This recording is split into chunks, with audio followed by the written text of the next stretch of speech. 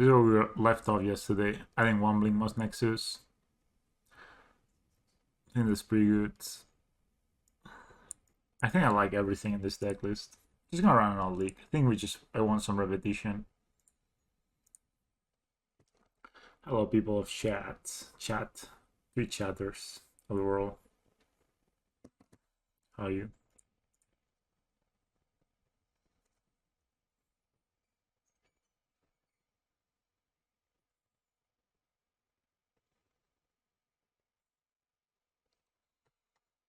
So, yeah. So basically 24 lanes, no drum. Same stuff as before.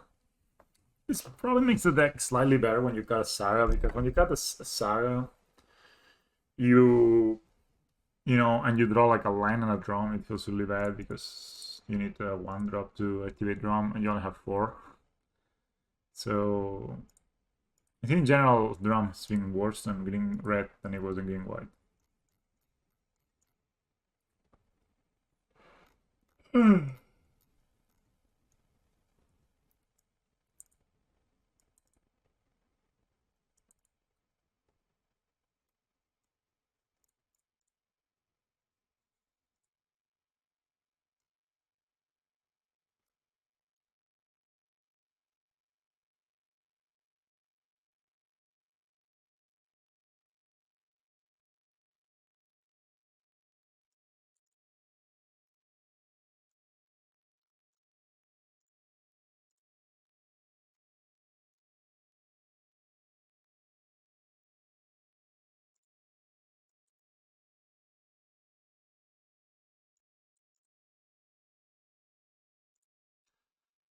All right, so what we got here? A bit of a low one, but it's all Ravager Saga.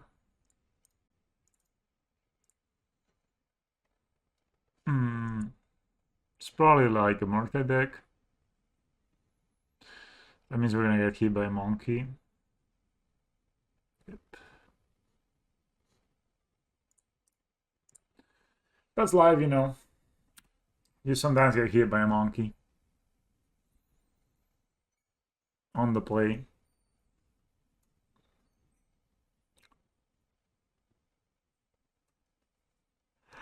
Well, Leader Nozzle is not the most useful card for them.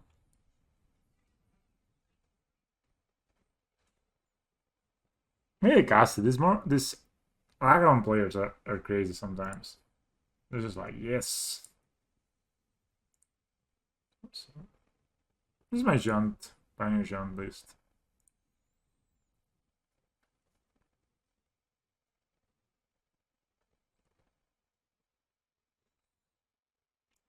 Ether Spellbomb? Not interesting. This must be for the mirror, right? This can bounce the Embry. Okay, that's not a lot at all what I was expecting. Oh, it's the thing. It's the and they find a vowel. Oh my god. Man, them finding a vowel here is so bad for us. And they have a DRC. Jesus. What a start. What a start, guys. I think we need to play Sai here no matter what. Team Ballista killing Ryan. You know, we just simply cannot be giving them so much mana. We could be dead next turn, actually. Because if they have a... Like, we need to kill the Ragavan because we simply cannot afford to keep giving them mana. They have Moxander. So if they have the other card, we probably win here. The Underworld Reach or whatever. I have 2 cards in hand, right? But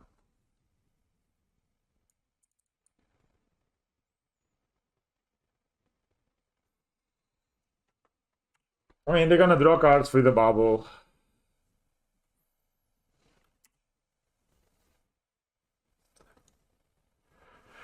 Maybe we do a scales. We may actually check themselves. They have 3 mana available. And rather than ramping this blue red deck, it's pretty rough.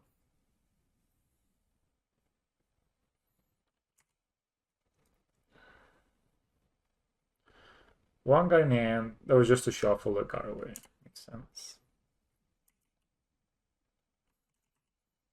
Get hit by one here. We already did a spell bomb, which is annoying.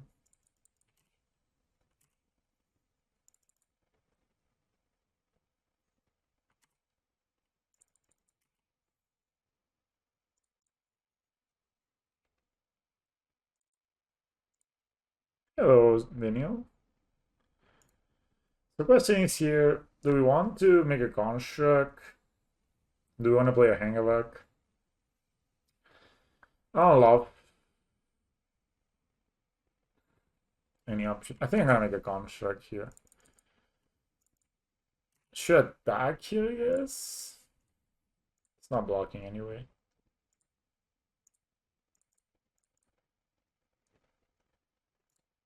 I mean, if I don't die next turn, I could win the turn on the crackback. Opponent didn't use their mana at all. But yeah, I think should read the primer. It's a bit outdated. I should update it, but needs a lot of work to update the primer, actually. So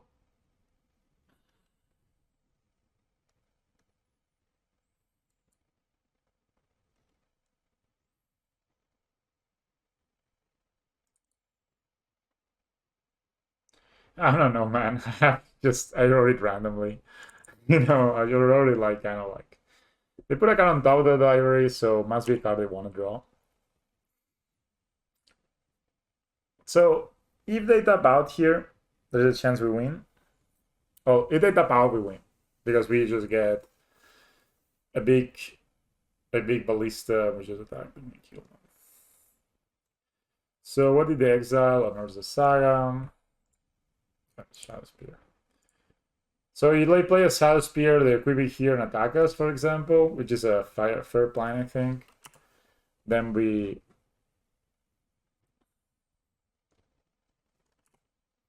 I don't know, I think there will be one in Copenhagen, one big one, right? So probably go to that one. They check my top deck. They do not. Equip the Shadow Spear.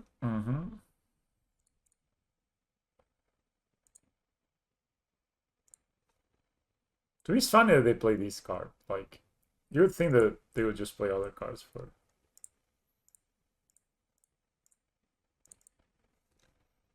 But I don't know. It's speed up in the air. What's the best thing to do? All right, I'll draw cards.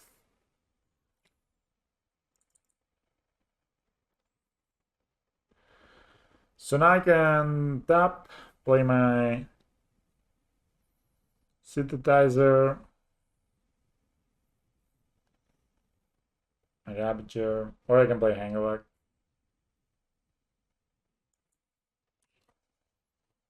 I have picking Neil main deck, that of course, if not,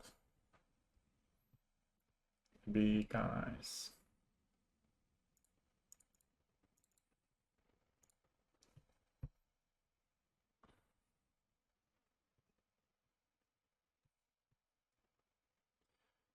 Yeah, we're just gonna get the Ozolis here. So I can get a synthesizer. Hope to draw another one drop. It's not great though.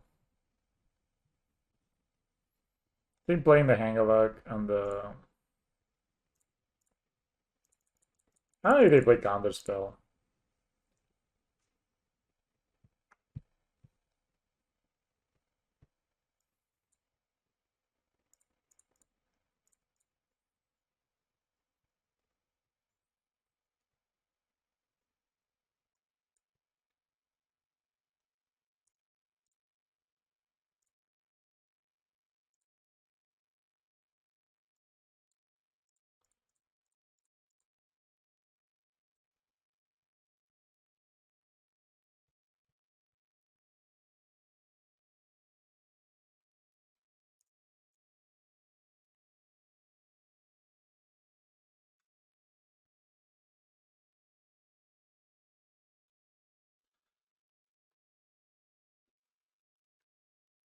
So let's say we put them to 7. What happens?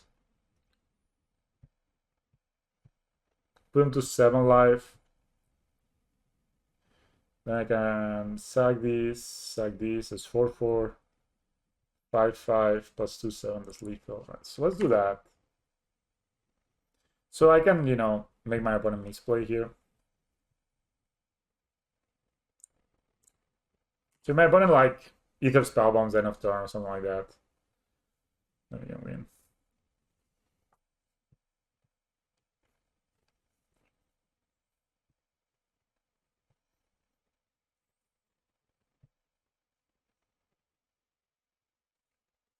I think we kind of have to kill this Embry. So if my opponent, I don't have at least another Ravager in hand.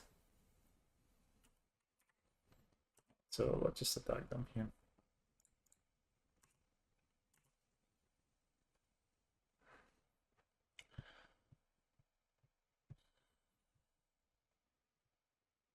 So I don't know, but at least another Ravager in hand.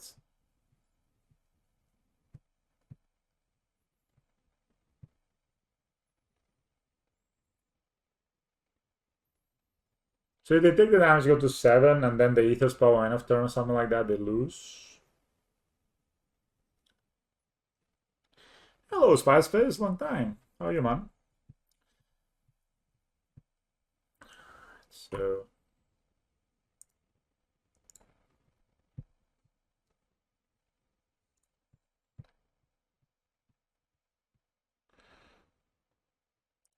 So I have 3, 4, 5. I think I'm gonna go for it. 4/4.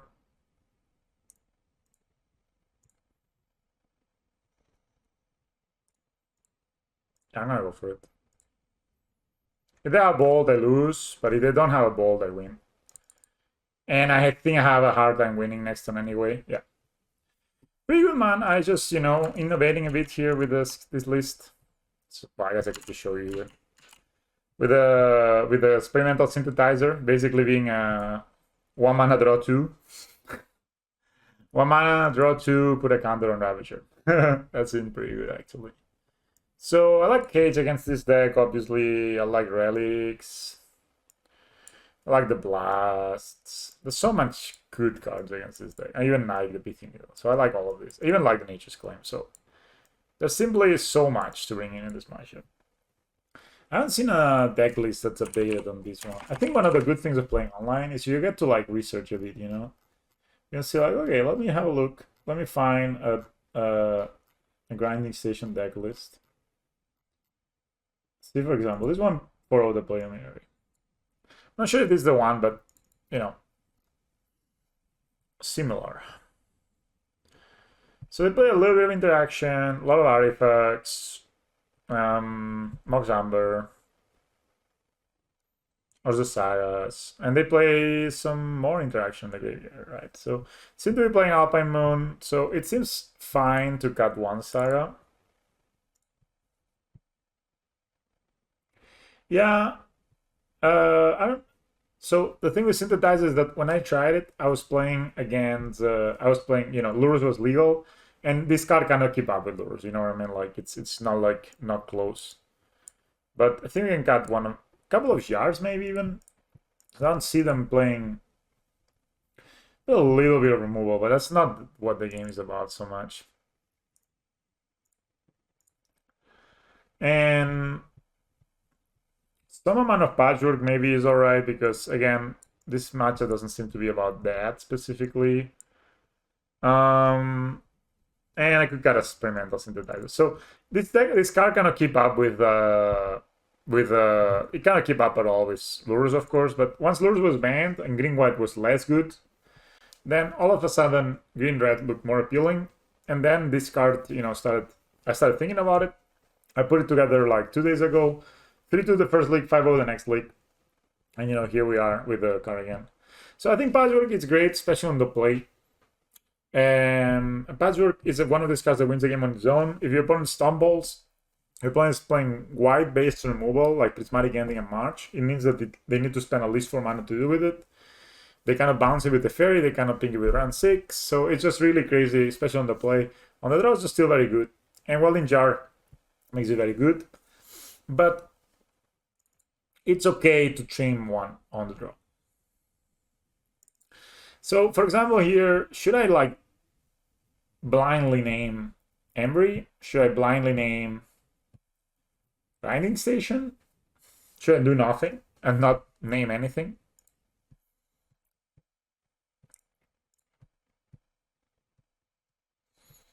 So, yeah, Patchwork is just it's just a great card to have. You know, it's really like it's hard to even comprehend how good it is at honestly putting Pithing Needle and naming Mishra's Vowel is even not the worst idea, I think.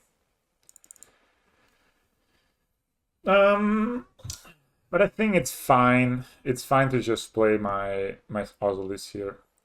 They didn't play a Mishra's Vowel here, so I can only assume they don't have one. But is it good to name Mishra's Vowel this? Because that's the artifact they just need to loop, right? I mean, they like, yeah. I mean, no, it's not that good actually. So let's just play the Osiris. It could be the next turn I will just kill my Ballista to kill these. Like, use my Ballista to kill that. But does the card come in? Blue-white control, 4-color control, not 4-color elementals. So any deck that you would like a top deck that is like powerful and just draws you cards and shit. So that's what I'm thinking in. Any like very grindy deck. Also against advantatge, I bringing it in. Second DRC is really powerful. But it's not like the most important card on the sideboard, honestly. Sadly, as much as I like Karn, it's not the most important card on the sideboard. They put a third DRC on the graveyard. I sure wish this was a Harlan Skills. So they have 3 cards in their hand. 1 Monk's Amber. This doesn't do anything. I could ping one of the DRCs. That could be a play. Because it seems that double DRCs is going to take over the game very quickly. Also, though, any instant will...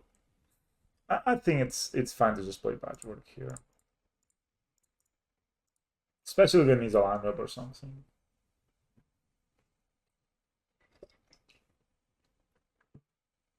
But yeah, synthesizer has been very, very good. I'm not sure if 4 is the right amount. Maybe 1-3. Maybe even 1-2. But it seemed powerful enough to... You can say I'm cutting steerings before I'm cutting it, because it just gives you so much grinding power. Which maybe in this matchup is not what it's about, but it's just the fact that it makes an artifact, just leaves an artifact behind, is super powerful. The reason I cut steerings is because I have like so many non-colorless cards on my deck right now. So if my opponent somehow taps out and this DRCs are not delirious, I would like to play my Ballista here. We're basically waiting for Ravager. Okay, that's gonna make the DRCs delirious. Put a Rag on the graveyard. And a current top. This must be a land.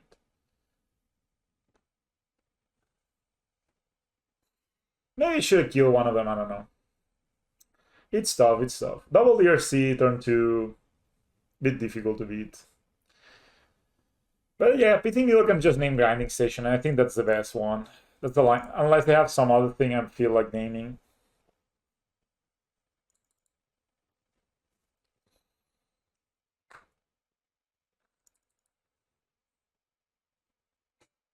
What I'm thinking about this one.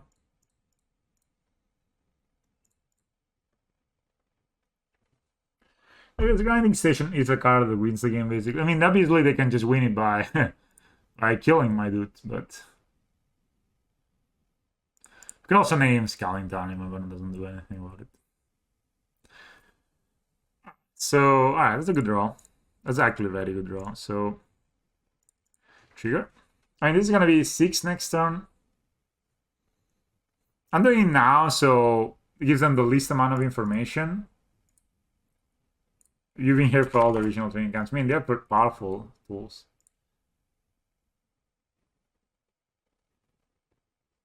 They're fetching. The reason I want to do this is that it could be, you know, like, it kind of forces them to decide before. So I'm gonna name Grinding Station. Just because that's the way they win. I don't really see any other card I would rather name at the moment. No, that's the most important, I think.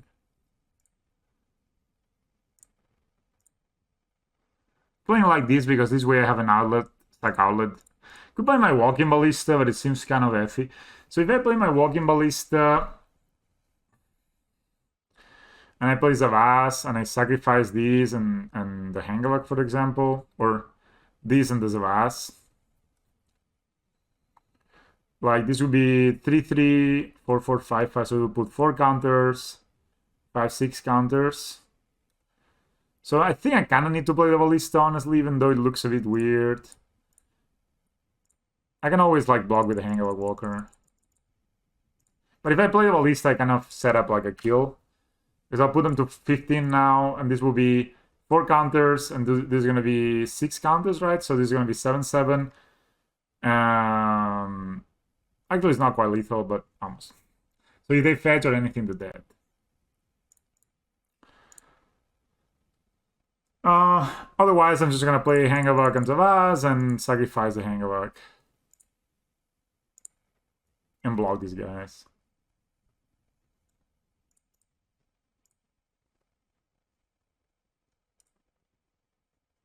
But yeah, double. Man, naming scaling down would have been a thing. Alright, so now they're dead to the plan I was talking about. Of playing Zavaz, sacking these and these, and playing this for 0. They have under wall bridge. I don't know if they can win without the grinding station just by recasting the Mishra's Bubble or the Mox Amber. Can they do that with the DRC? They get 2 every time. Is it lethal? The way they do it, like cut on top. Well, they need mana, right? Like they need to use their mana. So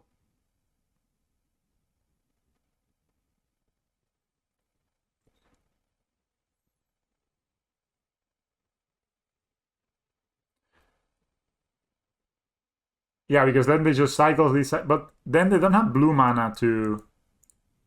I think they just should play the Raga ban, right? That will allow them to play mana. Yeah, exactly. They need the station to sack the 0-drop. Oh, they have 2 Mox Ambers, actually. They can just cycle them. But they cannot cast the Thassa's Oracle. Yeah, but I have Pithing Needle and Grinding Station, guys. We're good.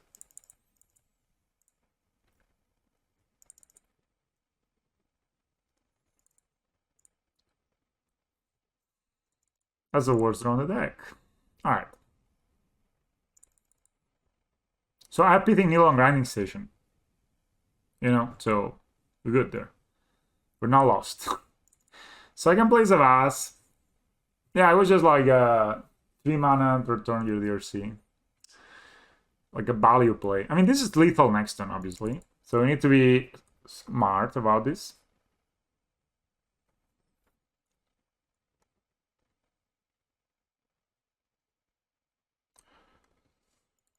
So if I play Zavaz, that's Mesa 4-4. I play this for 0.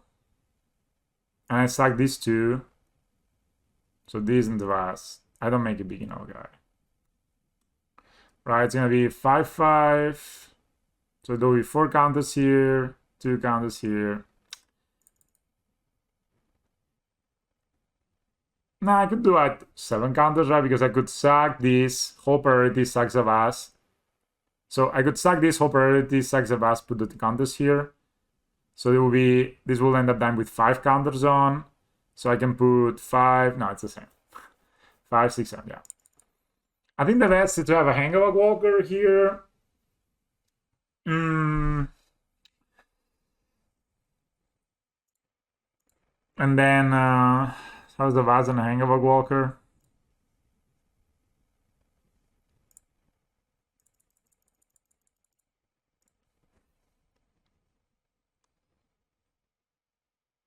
And then I died to like Bolt, basically.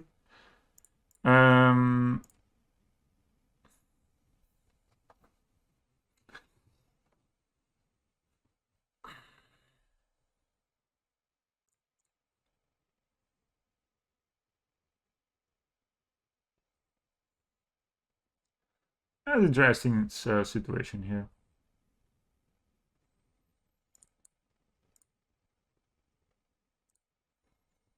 There's not much reason not to attack with this guy, right?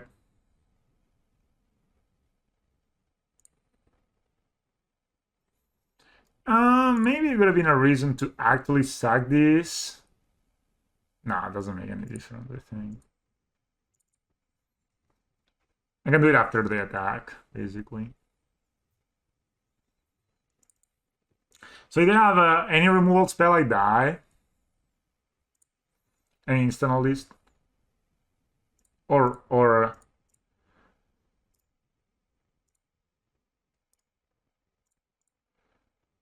you know,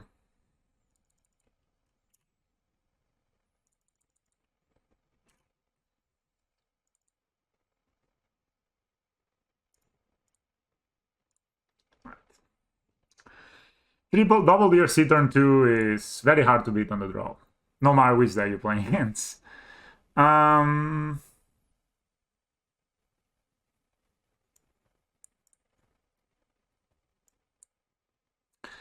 mean, Gage is pretty important, I think.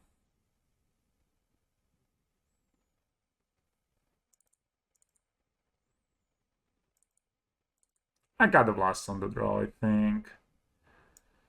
I could get a relic, or I could get the cage. I mean, cage stops. Well, mana 3/3 flying, by the way. Cage stops basically only the Underworld Breach, but it's basically very important. And the Embry, yeah, it stops also the Embry. I think this looks okay.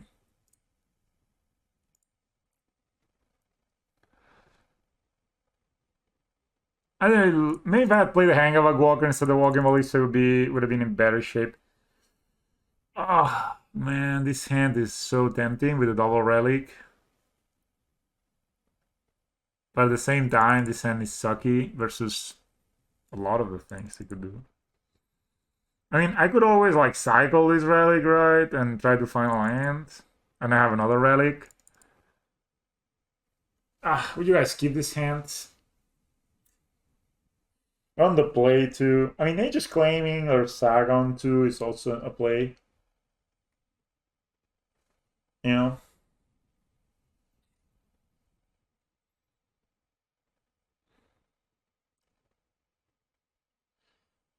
It's probably good. I just need somebody to tell me to mull it. I needed someone. I don't think the forest is that important. Yeah, that would probably be me. The Carpusan Forest. I think the best is to put back the Carpusan Forest and have this green red, yeah. I love mediocre hands, like with all my soul, you know. Like I am the one person that will keep more mediocre hands that you ever know.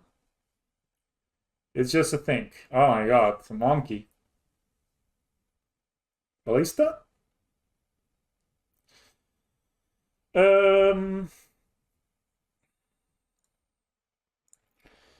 Alright, I'll get hit by a monkey, fuck it.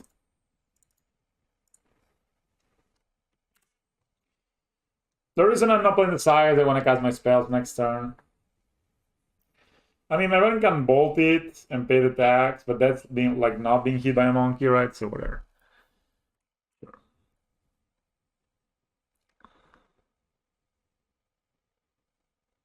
Well, in jar. Dude, that would be a draw for me.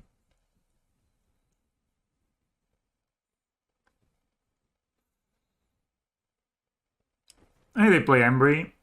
Embry or Emry? Emry, right? Emry. Well, 7 cards in hand, 12 minutes, a land. They fetch. They shock. They... No! Fuck. Right. That's bad. I feel pretty behind this game. Volume Ballista, please.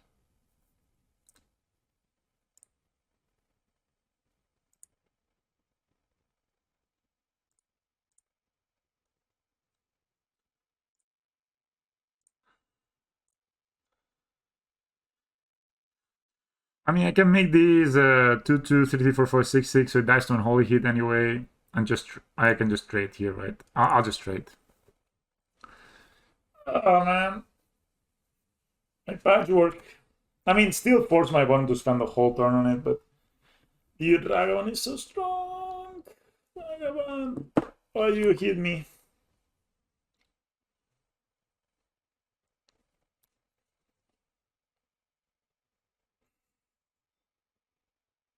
No plate. What does that mean? No, I wouldn't play. I wouldn't play Zavas here. I think I'm gonna trade if my opponent offers me a trade. They put another ion in the graveyard. Yeah, I know, right? I'm just making mistakes here. Imagine Monkey was an artifact, guys. Imagine Monkey was an artifact.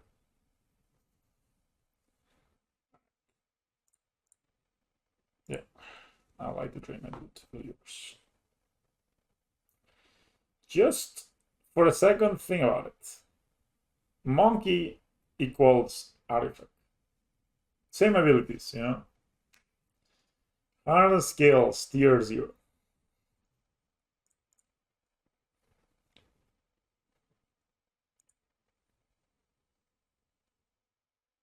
It's true, actually. That's like so true. Isn't Bojace gonna do anything? Or I'm just gonna I think I'm just gonna play it, guys. This is not really gonna do anything remarkable. So I'm just gonna play.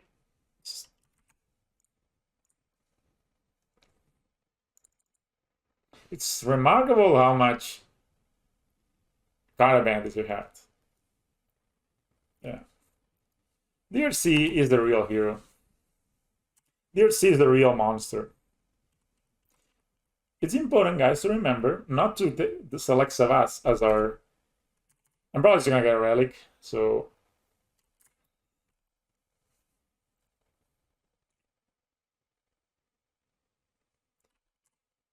So the mulligan into being on the draw means my opponent has 5 cards in hand and I have 0. That is brutal. Second DRC. They always have double DRC. Can anybody please tell my opponent to chill? Little DRC business.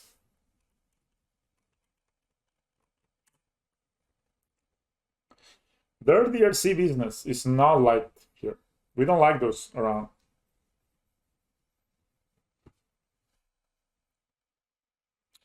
Yeah, I know. I'm not doing that. It's important not to select Zavas as your Pokemon when you.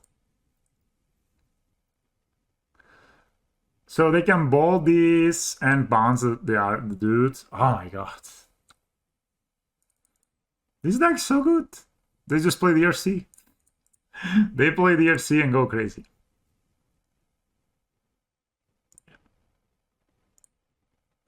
Obviously, okay, it's not doing much right now. They fetch. Yes, fill up the graveyard. Play Embry. Grinding Station. I can get a Pithing Needle. I mean, Grinding Station doesn't do anything because they, it's not a combo, right? Like, it is actually not a combo because of the cage. It's simply not a combo. They can deal with the cage, and then it's another thing. But I can also just get Relic of Progenitus. Put a card on top. They can sack these. They want to mill some more.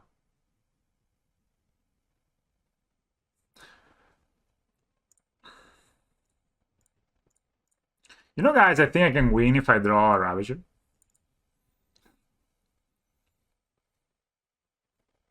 You can untap it. Loud.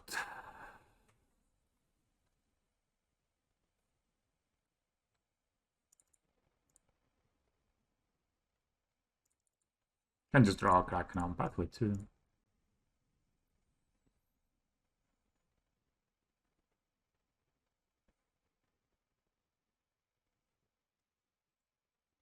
I'm not gonna name PT Needle for this. Alright, yeah.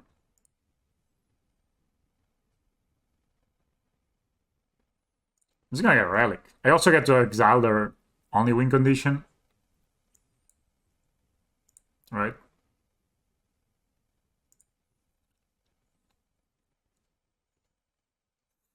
Now the problem is, I don't think I can. I mean, they can always bounce these when they attack. So the thing is, you just exile right now.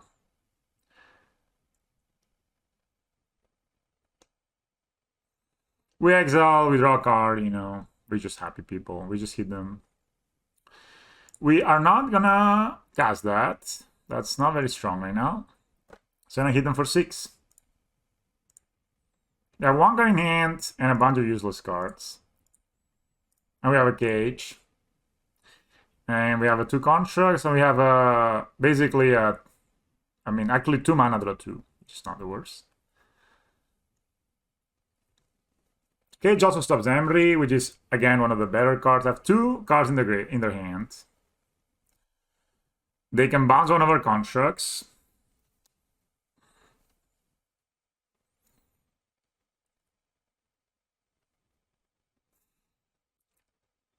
Obviously, they can fill up their graveyard. Oh, Harley's Recall. I'm glad that's not in my... 3 card types on 1 grind. That's strong. This Welding Jar, though, I think it kind of helped them, but... I guess they can bounce my token and then make these 3/3s again. But then are like kind of dead, man. So if they bounce my token, this is 3/3s. And then we... But Synthesizer... It's a good card, guys.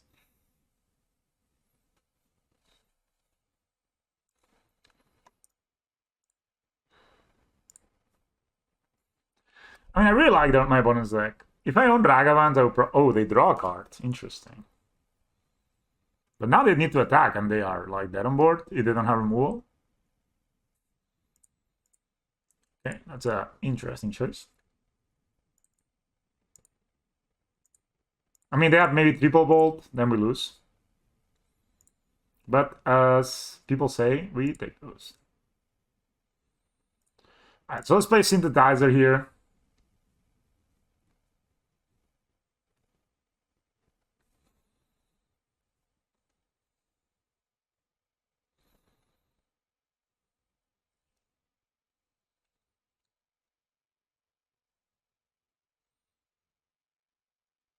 Oh, Lord. Second Hurley's Recall, and they draw on it too, man.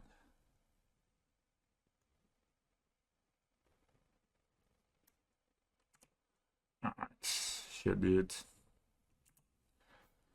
I said it many times. If people want to beat scales, they can beat scales. That's not difficult.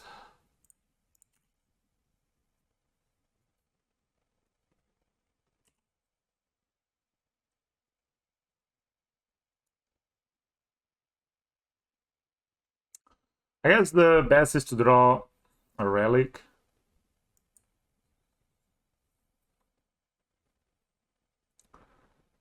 Could go...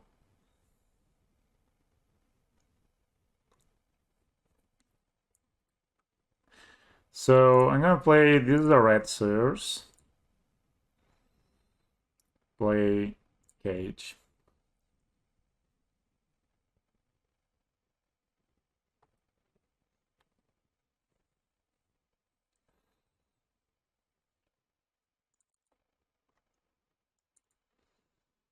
Alright.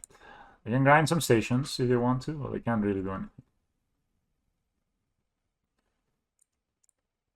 So I could play Ravage and sack this, but that's not very good. So we just need to hope they don't have Bolt. Like if they have Bolt, we lose. If they don't have Bolt, we maybe win.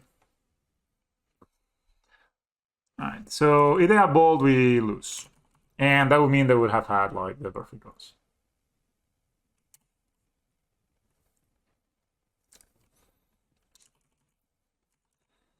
On the other hand, if they don't have Bolt, maybe we win.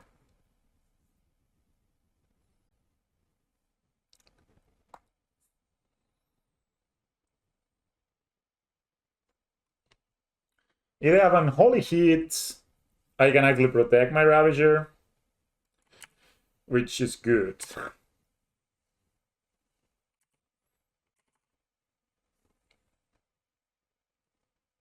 Maybe could have waited with his Horus Recall. Underworld thing. That means they just get to... They cannot cast things from the graveyard. That's not allowed. But they get to surveil too. Put an Ember in the graveyard. Put a whatever in the graveyard. Another Ember in the graveyard. Alright. You got it, bro. They didn't need to do that. That was just low roll, right? If they did that. Alright, so...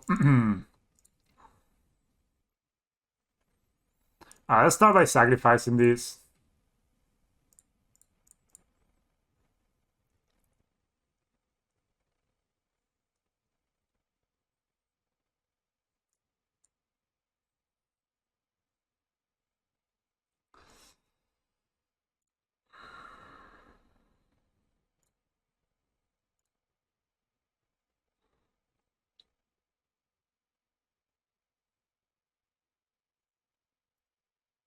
Yeah, their deck is crazy. The only reason we're winning here is this cage, because they would have killed us right here.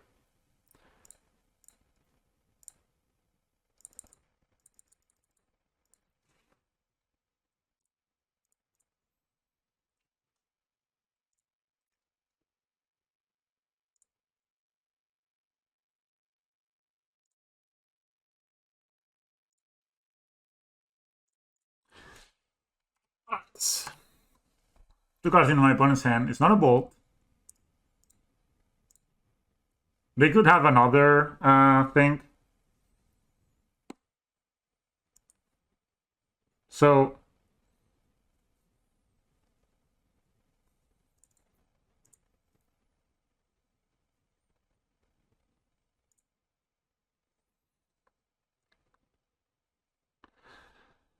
if I sack this guy, put it here. I can't really play around 2, right? I can't really play around 2 Unholy Hits. I can play around 1 Unholy Hit. So I think we can sack these and put it here. And then eat the cage.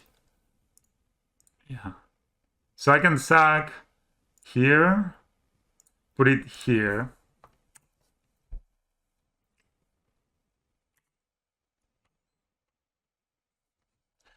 I can eat my Gradius cage. Yeah. And I think that's GG. Awesome. Okay, their deck is crazy, but we're playing hard on skills, you know what I mean? We are playing this card. And this card. Whew. Dudes. Really close games, all of them. So if I did it like this, even if I had a second Unholy Hit, I sacrifice the cage and I kill my opponent. Or at least I kill the DRCs. Whoa, that's super close. And that's a good reason to play Pathways and Crackdown. Crackdown Pathway and... What's the other way? What's the other one called? The Timber Crown Pathway and Crackdown Pathway and Widow of the Born Willows. Yeah. They didn't play double Hurley recall. It doesn't work, I think. You can get the list here. I'm just gonna give you my Twitter, so you can also follow me if you want to. So I'll just get you my deck list. And how do you even get you the profile? There you go.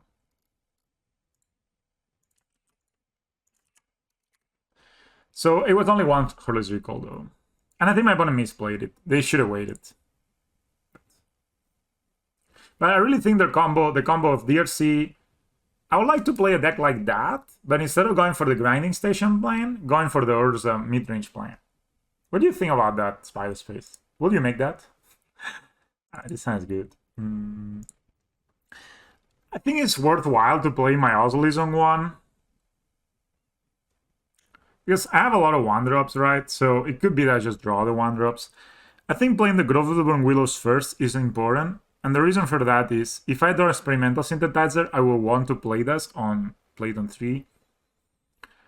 I think just using your mana is important. It could be that we don't draw another one and we miss a counter on the patchwork. The more. What's the green for? Do you need the green? I feel like I really like one of the things that I like on their deck is the mana base. It was just 2 colors and Saga, so they actually could cast their spells. And they even could cast expressive iteration. So imagine a deck that has DRC, Saga, Ragavan, 4 expressive iterations, Urza somewhere. Ah, Ren, of course, yeah. Ren is kind of a bonkers card, you're right. Forest? Oh no. That's difficult to beat.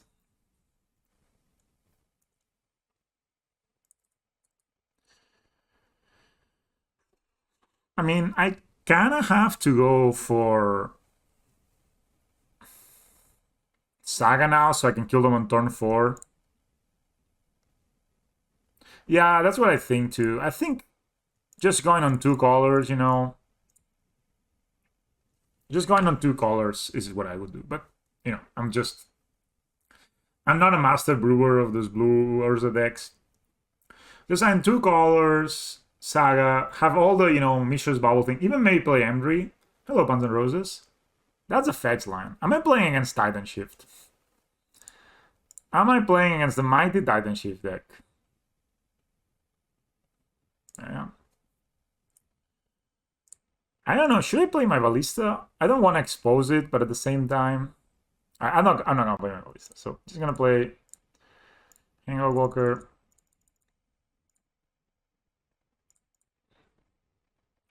So far, I 5-0 the last league, and I doing pretty well on this one. Beat Grinding Station, which is not normally. I just skip my stack phase. Sorry, guys. Why does it do that? If you press F6 at your attack phase, why does it? If I have but one unspent mana is enough for my opponent. My whole entire to wait. Or if I have a blind token, it will have a pause on my attack space forever. But F6ing, oh, it's tight. Oof. All right, I really think that missing that attack is fucking brutal. But it could be that we can do some stuff. Yeah, that attack, man, they could be a 16. We could be in such better position. They can Titan me next turn. I don't think it's worthwhile to make a construct here. No, not at all. This matchup is rough, yeah. Especially post-board.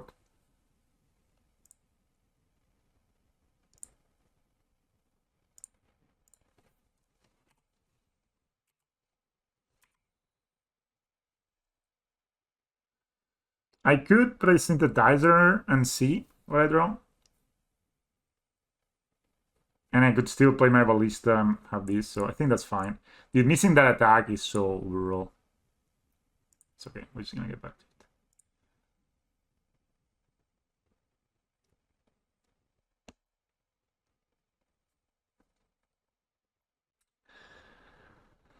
it. Um...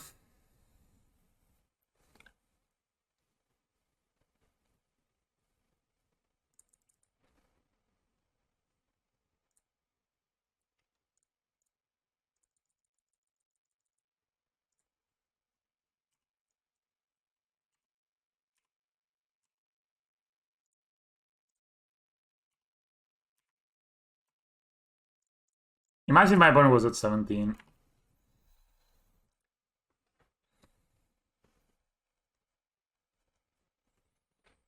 But, yeah, so I can take 1 hit of a Titan and not die here, and they can get a Bojesu, right? And kill something.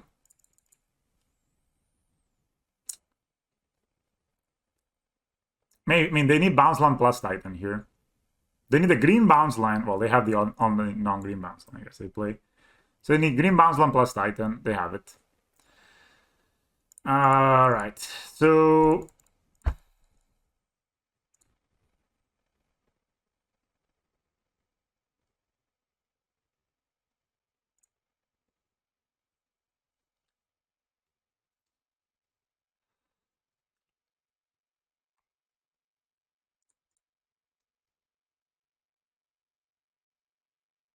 So you can find Vesuva, the other guy.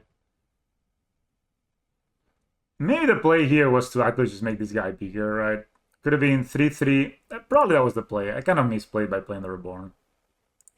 Could have made this Ballista weak enough to kill this Primeval Titan right now.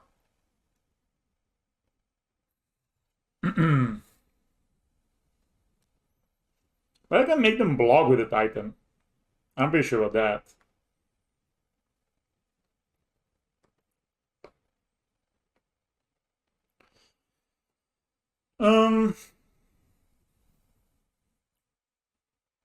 For like an MTGO, I know. It's probably rented.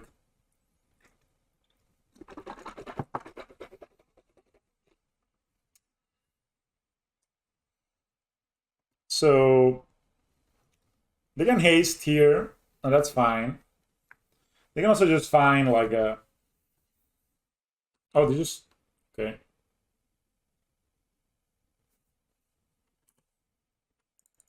Maybe they have a Dryad. They didn't tap it. Do they have a Jason in hand? Most likely have a Jason in hand, right?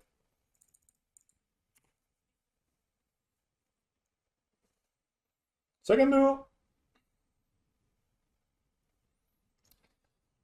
Alright, so what's the play here? I can make this guy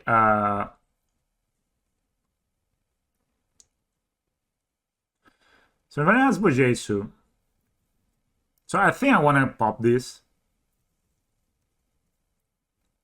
So maybe let's say they're like 16. I can make this guy 9-9, 13-13, so it would be lethal if they don't block it, because this will get through, this will get through. And if they have Bojesu, this will still get through, so that's okay. So I can actually do the red thing, sacrifice here, see what I draw.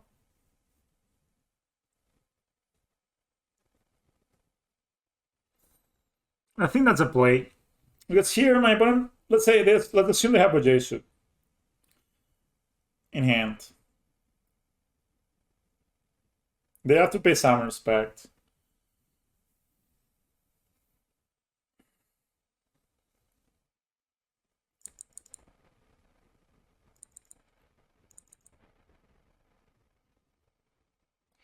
Yeah, so I think that's gonna be the play, guys. Then I can, most likely will end up playing these anyway. Alright, let's just do that. So let's just sack here.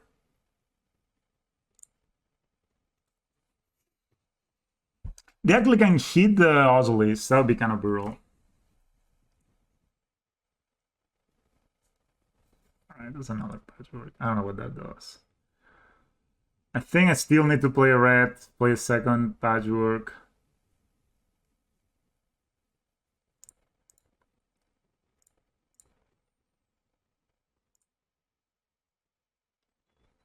Alright, so if they go for after the so I'm curious, I'm questioning if they go after the Ballista here. So let's say I sack these, put 4 counters here, and they go after the Ballista. Then it's gonna be 6 counters that go here. That's gonna be 12. It's not lethal. I don't think I can beat Bojesu if my opponent knows what they're doing.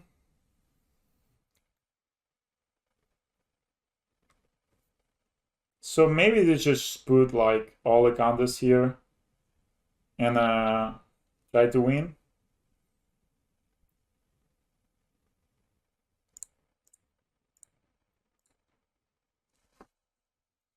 Yeah, I think that's the play. So if they go after the Ballista, I probably lose. Because they will summon a Spark for a Dryad, hit me for 18.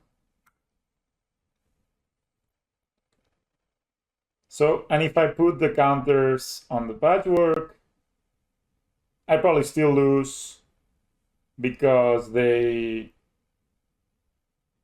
will possession the Ozolis, right? So in that case, let's put in the Ballista and try to win the game right now. So if they don't have what they should, I think they play like 1 or 2 max, but there was no reason for them not to go for it, not to get it right.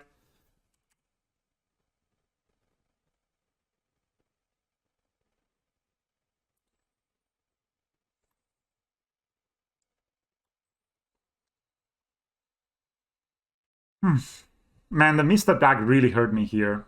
Because my opponent would be at 13. They have it. So brutal. That is actually so brutal. My opponent would be at 13, and then this would be a force block.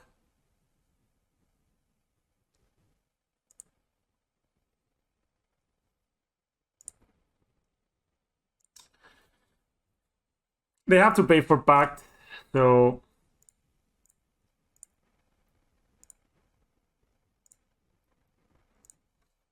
I think putting them in the Hangarback is a good idea. So this will be 7 and 6, 13. The problem is they can... Like, they pay for Pact. They play a bounce land.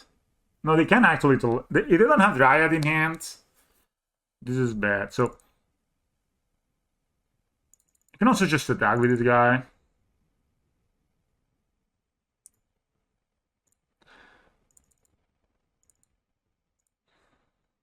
So if I attack with both, what's happening here? They cannot block. They will not block. They'll hit me on the crackback. I think attacking just with this guy is fine.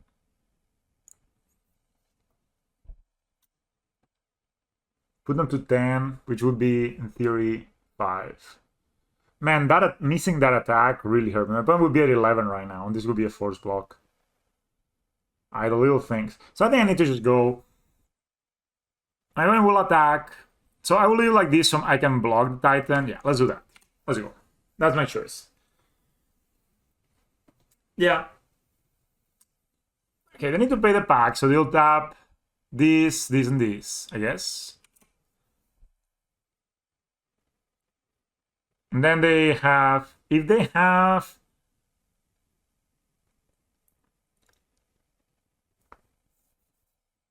oh yeah, I want to see the deck list. Where did you put it? This is stream deck, right? So you got Urza, Embry, Ragaband, DRC, Special Iteration, Holy Heat, Metallic Rebuke. I think this looks pretty sick, man. No combo, but do you need it? You know what I mean? It's like this just looks like this deck will just go over the top. Right? Like this deck looks like you can just plummet through people. Like each one of your creatures is a mass answer. You have a ramp with Ragavan and with the Spindly Drum and the Moxamber. I don't know, man. I cannot. I think this is pretty sick.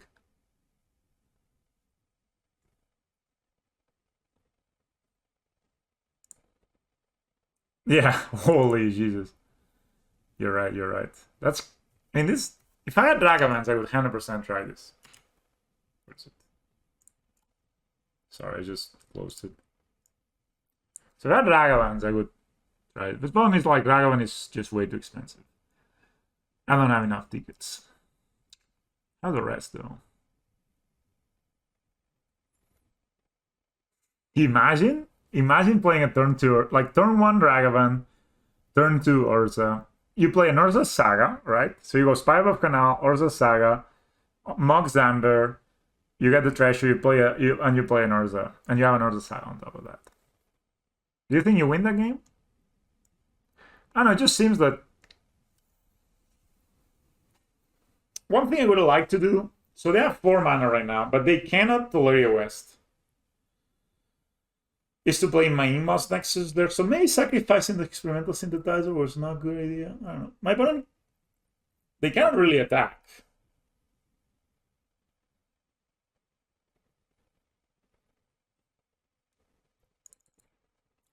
But they have to block. That's just the truth.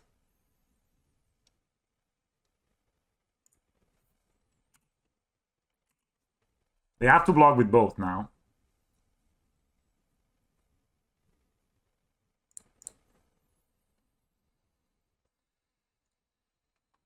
Dude, I would have won this game for sure if I didn't freaking misclick.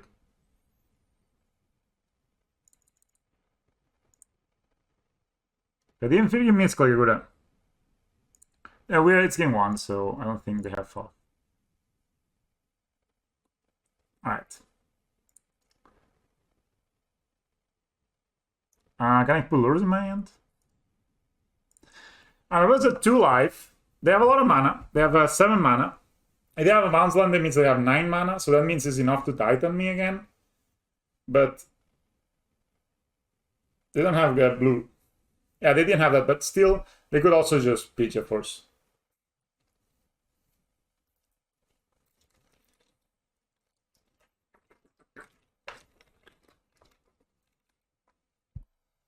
Alright, they drew a Summoner's Pact, so that means they don't have to do the thing. They have Cultivated Colossus. Yikes. I guess that's how we lose it. We can still draw Ballista, right? Besuba, copy the... To me, it's funny they do this, but... they need mana, so whatever. So that's the line draw for the turn. Let's see how many cards they play. This is probably going to be pretty ridiculous. 1, 2, 3, 4. So I have 6, 5. Zavaz wins with the most? Yes. We have Ravager, Zavaz, Ballista, probably Steerings, probably Synthesizer even, because we could even sacrifice a Synthesizer. I mean, that is if we see another turn, you know what I mean? My opponent still has the Tolaria West in hand.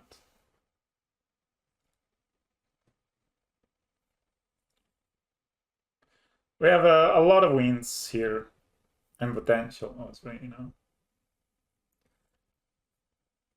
I mean, my opponent has the Tolaria West, so they can Titan me here.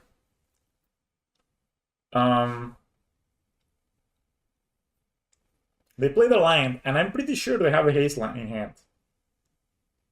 Which they didn't play, so no.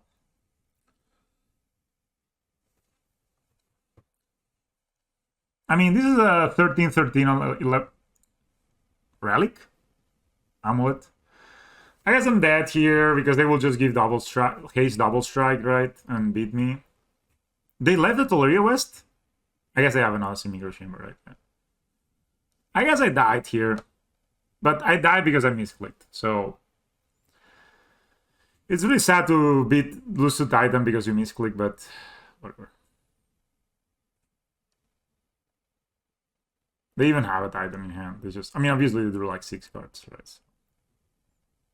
They must have the haste line somewhere. What? They don't? I guess they have more Titans. I guess they can Titan again. That's when the Titan players just had to have their fun, you know? Oh my god, if I didn't misclick that one, you guys, we would have been in a great spot here. Yeah, if they have the haste line, this is 11, 17.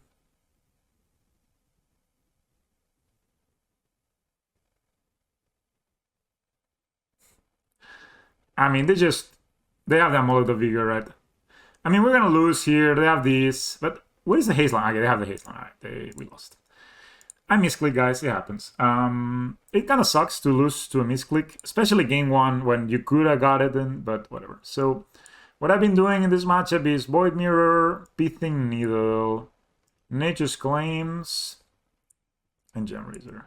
I've been cutting the patchworks. No, I've been cutting the steerings, and I think we can cut the synthesizers, even though they're pretty good. We could cut 2 synthesizers, 2 patchworks. Yeah. I think this is fine.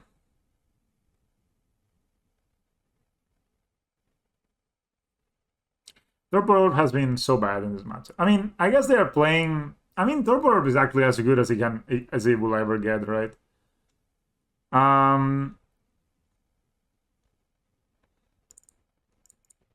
Just let me play. On the play, I will play my...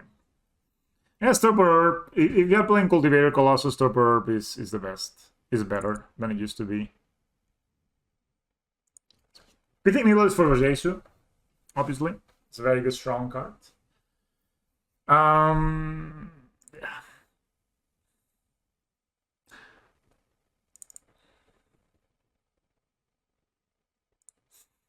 I kind of like this hand because unless they force bigger me, probably gonna play my Void Mirror turn 2. Just prevents them from force of biggering us. We need to play the Welding Jar first, though.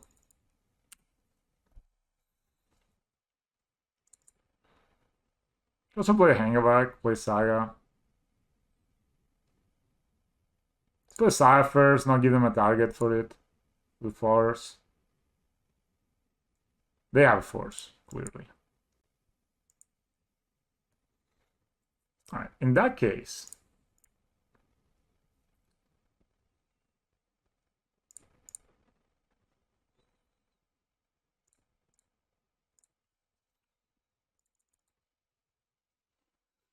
So if they force a Welding Jar on this, we can be just fine.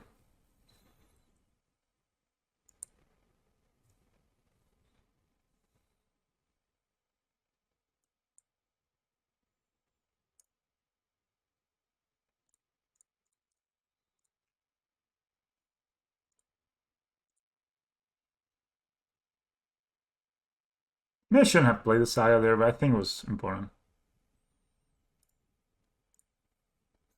So these stop summon specs and forces.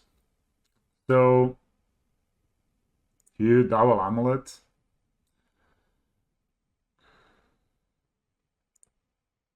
Do they have a shotgun here? No.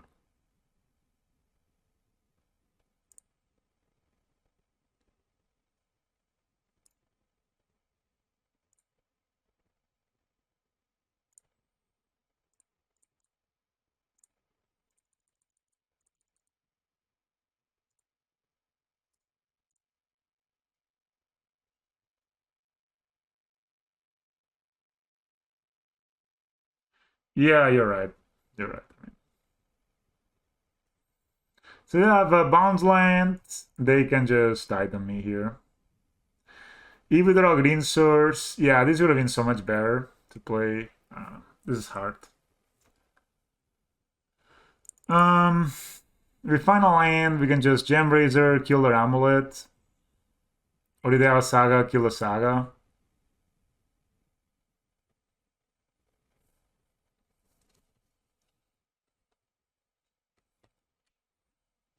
I mean, Void Mirror turning off Summer Spike is pretty weak. Because they do play 4 packs, right? Maybe next game I'm gonna cut the Void Mirror because they probably will think about it and cut the pact. It's like the plan.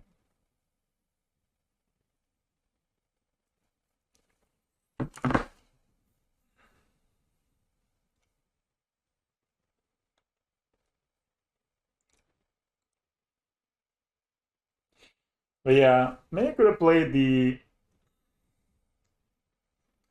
The problem is once I cast the Void Mirror, I cannot cast the Welding Jars. So I guess they would have forced...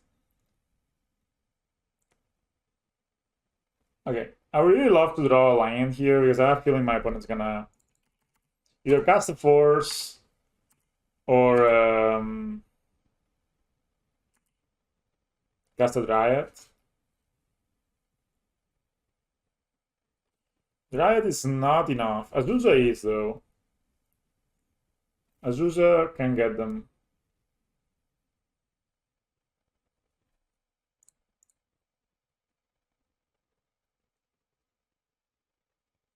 Well, that's a land. That is a land, people. They are actually killing this, so that means that this is hurting them.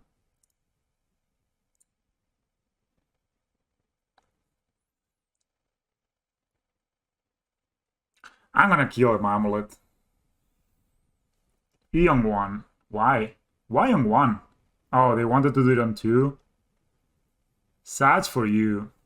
It sucks for you, man. But, like, I have no 1-drop.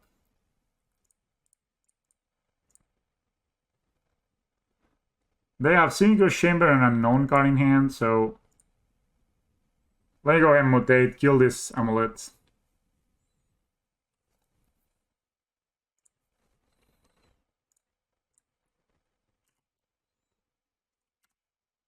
Hit them for 5.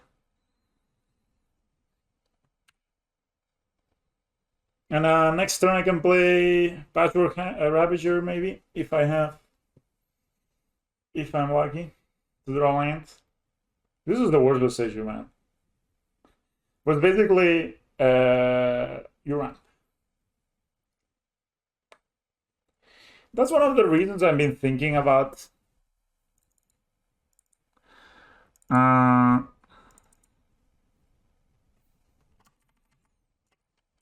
right, let's hit them.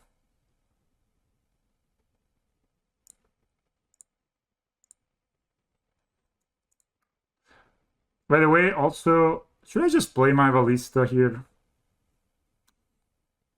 Ballista, it can be a 2/2 next turn, so 9. So actually I can kill them next turn if I play Ballista this turn. Right? Or if I play Patchwork, so Patchwork plus Ravager plus Ballista, it will be a 3/3, and this is 5. So I can just put the counters, yeah. Let's play the Patchwork and pass the turn.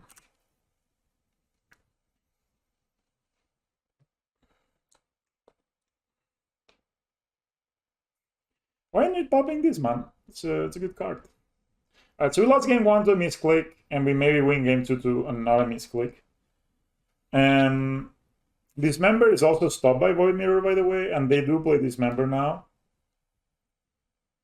Alright, so they do have another Bojesu. They have 3 Bojesus, Jesus. All full art foil.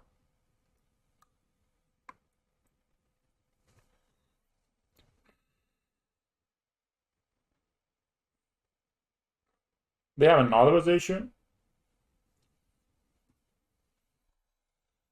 They cannot really kill this, so.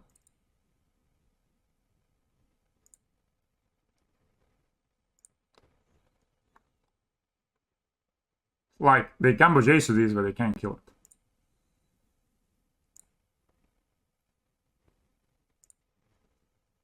Like, it will be worth.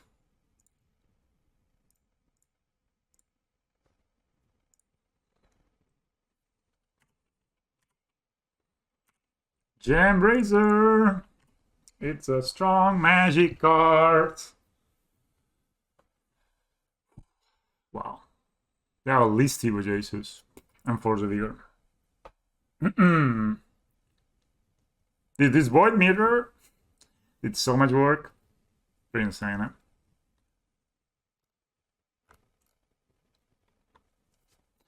I wonder if I should cut the Patchworks on the draw. I think they were actually kind of decent. Both of these are kind of good. I think this is a fine configuration. Keep it like. Yeah, Gem Razor is very strong.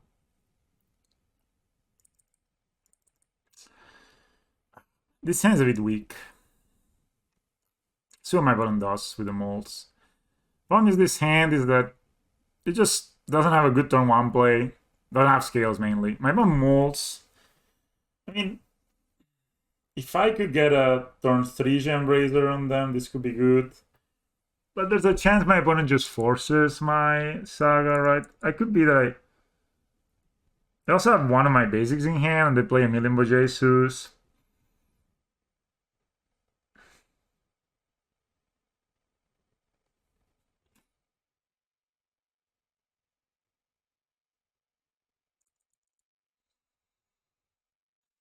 This is close, because Ortho Saga is extremely strong in this matchup. Because it can get us a Pithymil for the Bozeishu. Or the Oslis to kill them with Ingmas next series. I think, guys, I need to keep this hand. Also makes them nervous, right? So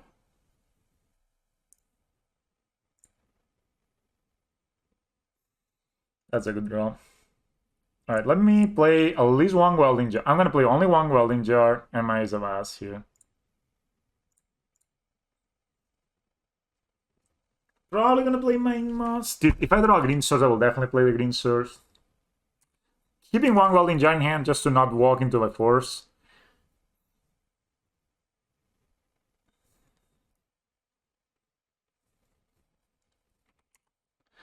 Yeah, I know, but it's just a saga, nothing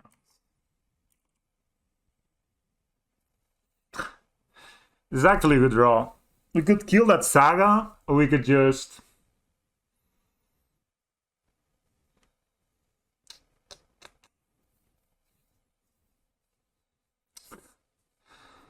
So we could kill the saga. We can kill the saga next turn, right? With the Gem Razor, and that's better. Let's do that.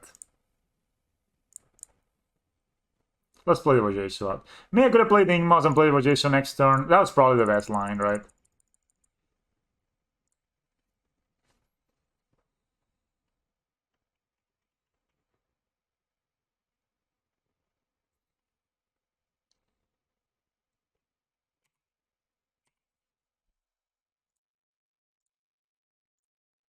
I mean, they do get to make a construct, but it's a weak construct.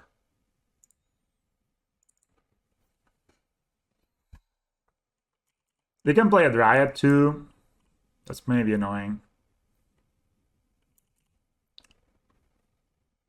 Dude, it wouldn't the play, but they would have been so wrecked here.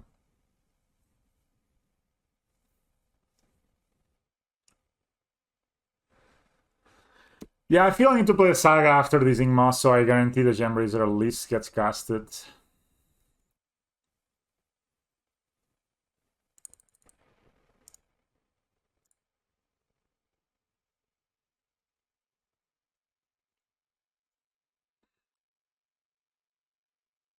Yes, and the problem is this is 3 mana, 5. Yeah, probably kill the Dryad if they... I'm wondering if it's better to Gem Razor here. Explosive for 0 colors.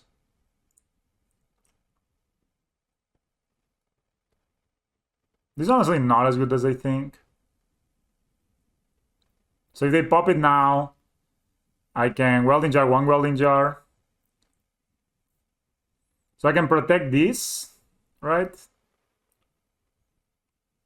Alright. Obviously, it would have been better to keep one of my Welding Jars in hand.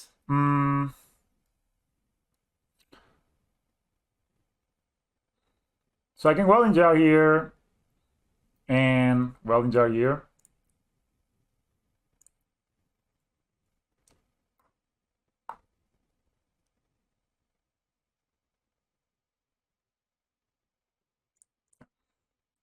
No reason not to Welding Jar 2 times. Alright, so it may be a good reason to...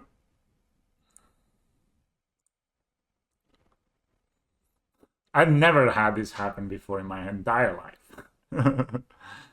Maybe it's a good reason to... Maybe have Force of Vigor here. That would be brutal, actually. They have Force of Vigor.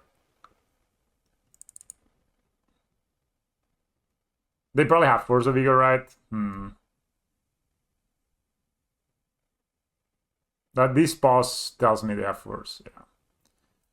They exile a Dryad, so...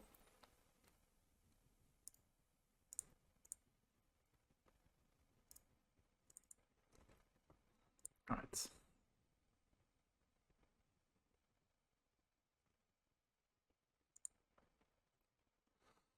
Problem is they get to get an amulet down.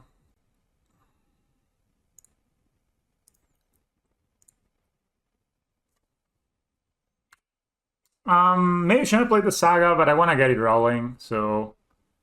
That's 3 cards in hand. They make a construct, that's a good sign.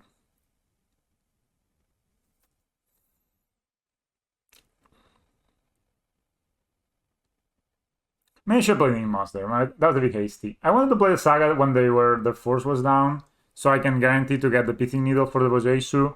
Because that's the big deal, as I said before.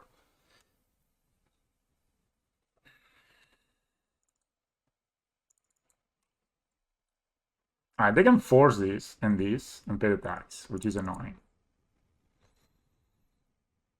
That means the last two, like, they're spending the last 2 cards.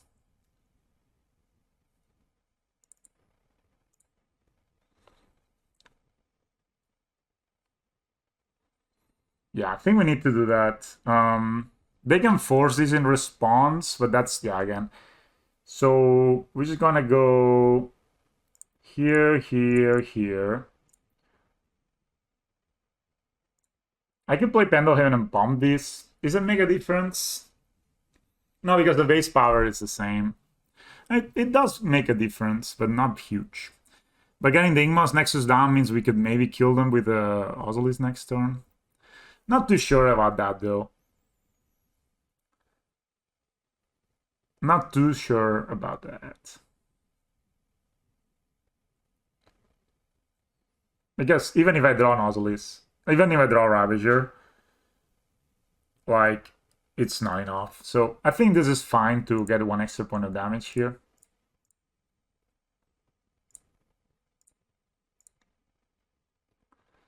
Over, you die, and you get hits. Alright. Gembrazer is a 5/5. It dies to Dismember at the moment. Alright, they play Forest and pass. Alright, so we're just gonna go ahead and make the construct here. Still didn't manage to find an artifact.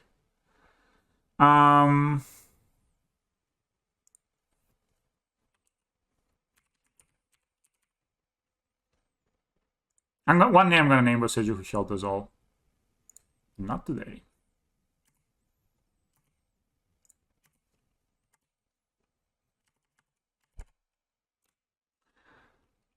I remember it needs a castle getting brick to tighten me here. We play Forest, not a castle.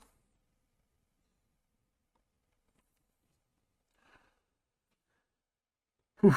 How do we do this? Is there another better way to use my mana? No.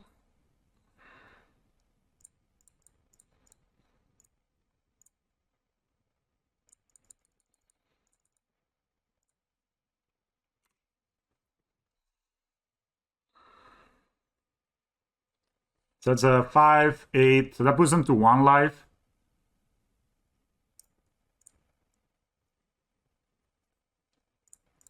So if they don't block, I can activate Enigmas and kill them.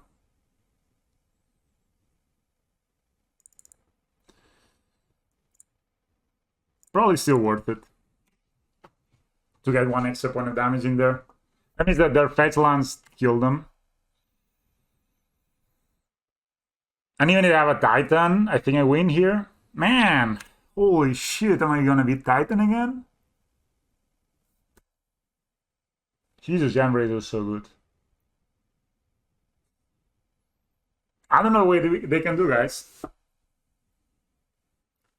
I don't expect. Like, this is their 5 mana they concede from the game. Wow. We beat Titan again. I've been beating Titan a lot recently. Oof. And I misclicked. I could have won game 1. Amazing. Yeah.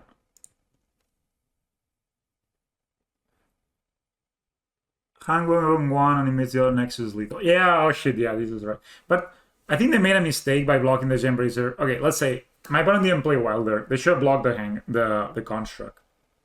So I was expecting them to block the construct because that blocks more damage. You know? That makes sense. Like if they block the construct, like the Gembrazer has trample, right? So they may didn't realize this. But Gembrazer has trample. So if they block the Gembrazer, they take basically the same damage. That felt pretty good, guys. Shit, did I break it? This is looking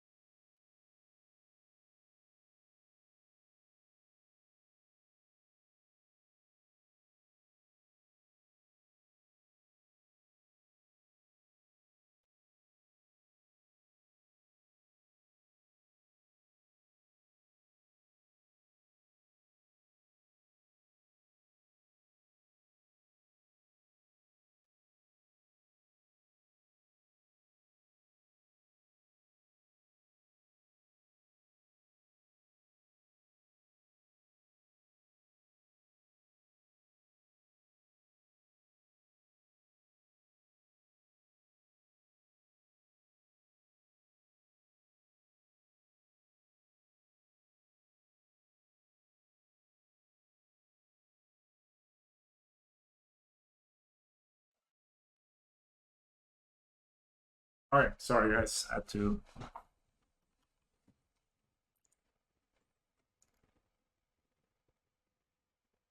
Winning 3-0, yep.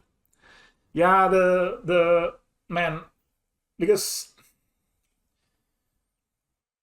yeah, it was sad to miss that attack with the patchwork, but still, like, I think the planning is very solid. The void mirror seem pretty good. I wouldn't play two, but one of void mirror, one of Toper, Mr. Pants Down for 8 months.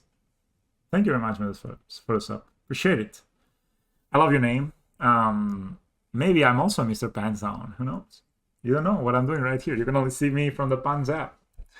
But I think the combo of Claim, Gem Razor, Needle for the Boseishu, and Void Mirror is kind of a strong mana denial slash, because they're so dependent on their artifacts, both their sagas and their, I don't know. If you're really worried about the Titan, I would play just more Claims, I guess. Claim is just the best card, I guess, because they're so dependent on their sagas and their amulets and their dryads, right? Like, if you look at a Titan deck right now, let's get, like, this one just won the... I can't find a Titan deck. All right, this is Don Harvey. It's a guy, good player. This guy has 2 Azuzas, but normally they have 4 dryads, 4 amulets, and 4 Urza Saga. And those are the cards that they really need to win.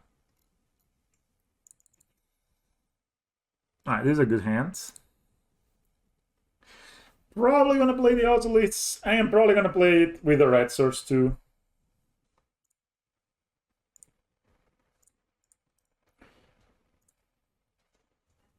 I'm gonna play Patchwork on 2, and then maybe Synthesizer on 3. Is that another Morktag gamer? White. Ether Vial.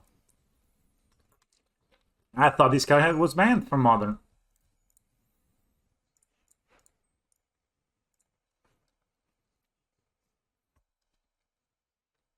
I mean, this guy is very good in Solitude, Patchwork Automaton. God's Shadow. This is kind of like a final boss lane. I am God's Shadow. I am but a shadow. Is that a Taulia? They're not playing 80 cards, which I respect. Island. Giver of Runes. Second Ether Vial. And Esper Sentinel.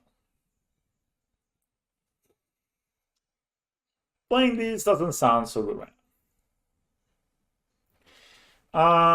We could play a Ravager. We could play Hangavog Walker. I think playing Hangavog Walker and just drawing a land next turn is kind of game winning.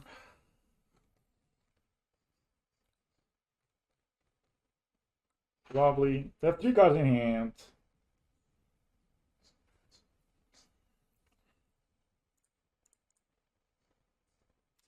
Don't use our mana super well though. I think this is fine. We also play, I mean, Ravager, and this 2 is lethal next turn, most likely, right? Because this would be 4/4, suck.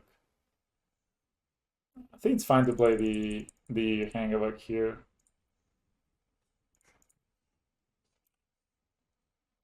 I don't think they block. Do they block? They like double block me.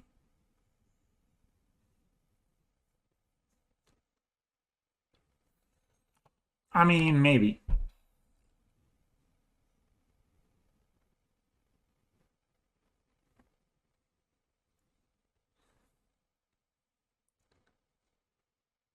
I know, right? I'm gonna kill the Giver if they do, and then we're gonna play the Ballista next turn.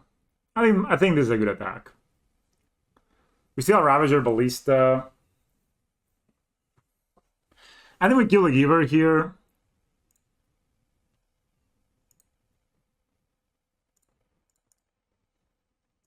And next turn we can kill this.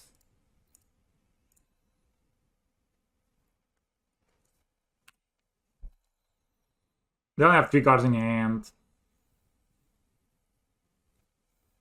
Obviously, Patchwork is a very good card to have in general. Second Coast, that's a drop for the turn for sure. They would have played it before the fetch lands.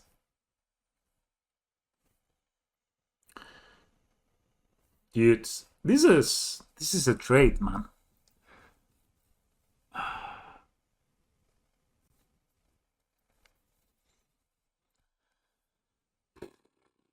Do I want to trade this thing? No, maybe they're playing humans actually. Oh no, they're not playing humans. Whatever. I'm not gonna take this trade. I'll take 1 damage.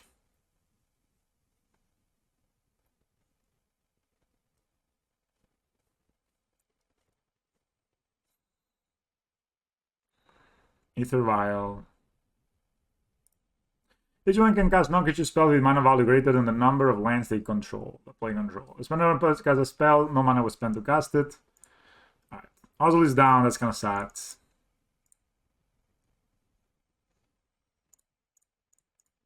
Probably has 1 card in hand though.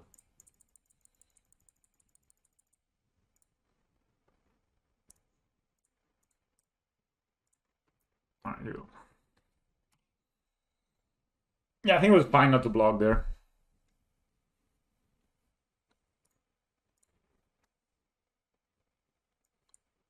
Opponent is playing an anti-meta deck, that's for sure.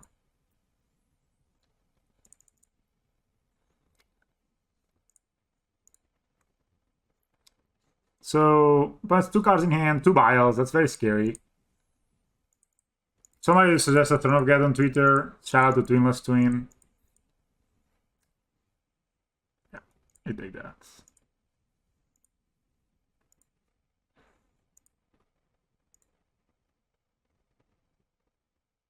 Oh. I guess we still start with experimental synthesizer, see what happens.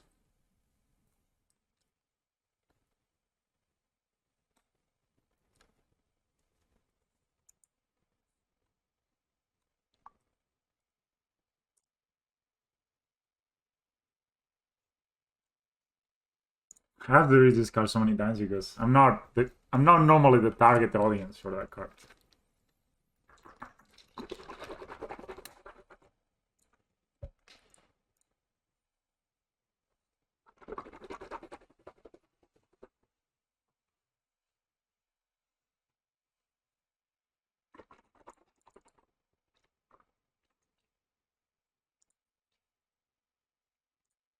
Right.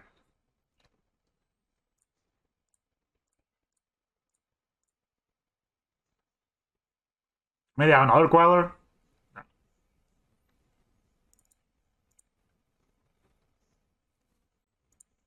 Like this matchup, for example, right? The creature matchup. Let me do this now.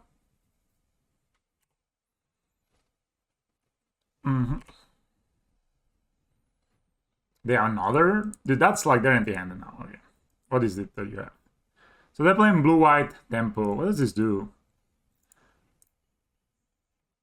Sungold Sentinel. Whenever Sungold Sentinel is available, you select to 1 target creature card on it from a graveyard. Alright. Coven, choose a color. Sungold Sentinel against Hesper from that color until end of turn. And come up with that color this turn. Until only if they control 2 or more creatures with different powers. 3, 2, 2. No. They do not do that. That is a very, very interesting card that is not very strong, honestly. So, yeah. So, like, decks like, removal. Decks like they have Collector Roofs, Yakmos decks, like, any deck that you are like, okay, if I kill the 1-drop or the 2-drop, we're in good shape. Let's see, my opponent has 1 card in hand.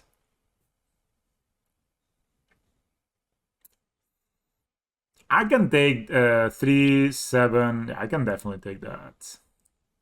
So I'm going to.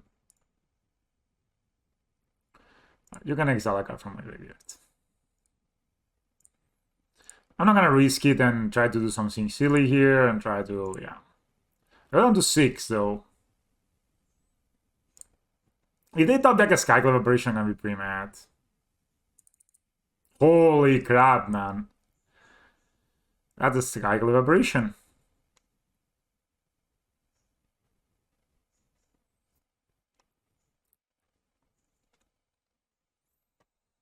So can sack. I mean, how big can I make this ballista right now? 3-3. So it'll be 3-4. It will be a 5-5. It's not great.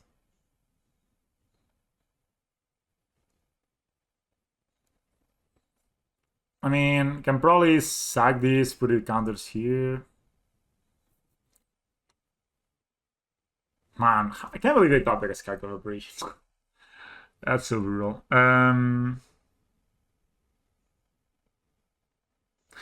Honestly, okay, I could also do one thing. I can kill this and get my Ravager back. That's allowed. So I can make this a... Huh, I think I like that. So I sack this, put it here, pump here, kill this, get my Ravager back. Yeah, I like that. I like that a lot. I don't even need to sack this guy. Yes. Oh, what am I doing? Obviously, then it doesn't get exiled. Alright, it's fine. It's fine. Okay, guys, I had a bit of a moment there, alright? That's fine.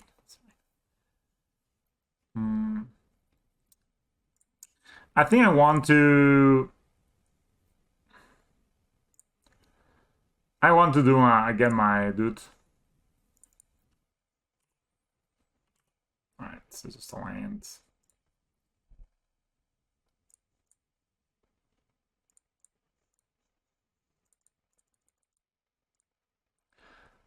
I know, I was like... you know, sometimes you do things. Oh yeah, you're right. Dude, what am I thinking? I haven't played against Sky version in forever, I'm sorry. Alright, that was like the best top deck they could have had. Hopefully they don't have another great top deck.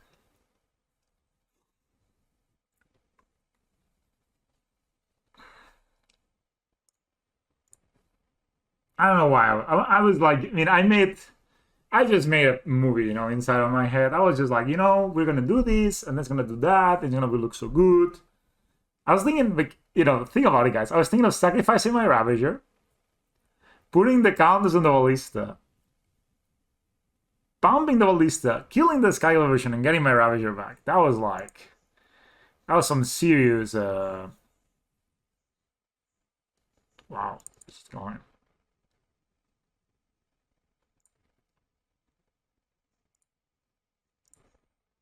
What is the most annoying? So I think I can actually want to block this guy. You will block this guy. Right, this dies.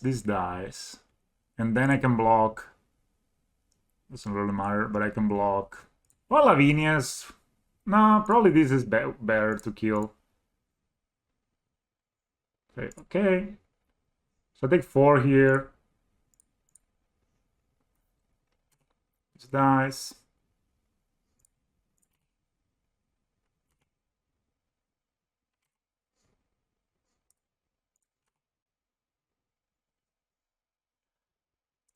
So I think I'm gonna kill this now just to get rid of it. So I did I kind of blink it or do anything silly? Me like? So this is a 5-5, 6. I just conceded. Nice. So I can just kill these, yeah. That was not a good top deck, guys, but they did have a great top deck too, so right? We were 50-50 here. Yep. That's true. Yep. It was clean. It was a matter of time until Dishwasher decided to be show up. Torpor is good. Model is decent because it allows us to just make infinite some blockers. The only flyer I could see was Spellqueller. Needle.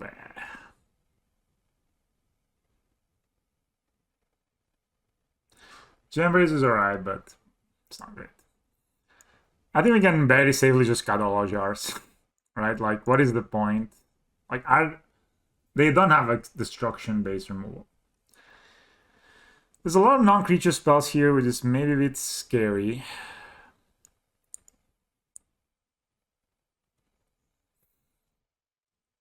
I'm just thinking if it could be nicer to play 2 Gem Razor instead of 2 Steerings, just to hedge a bit, let's say, against the possible Stoneforge Mystic they play. I'll just play Claims. Claiming an Ether Vial looks pretty strong. And the draw, like, just, that's fine. I'll do that. I can also kill, like, swords, all that. I'm pretty sure my opponent must play Stoneforge Mystic, right? Like, you don't put blue-white in your deck. Do not play Stoneforge Mystic. There's not, like, people are not like that.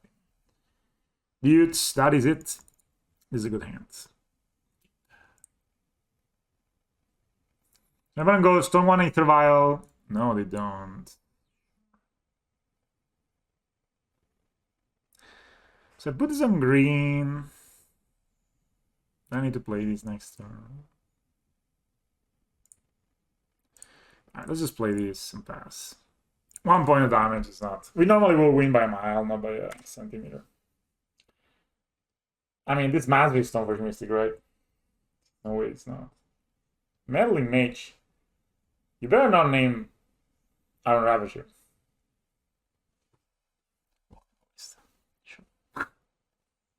You knew it!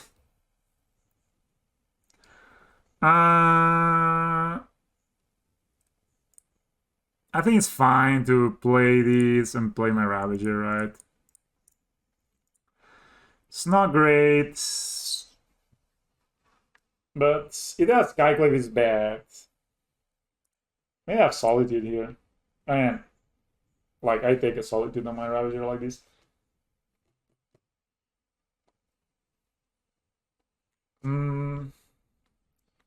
So these claims could have been Steerings. I think still the claim is good. Claim can also sacrifice a thing, right? I'm just tanking a lot. That means they have a Solitude, for sure.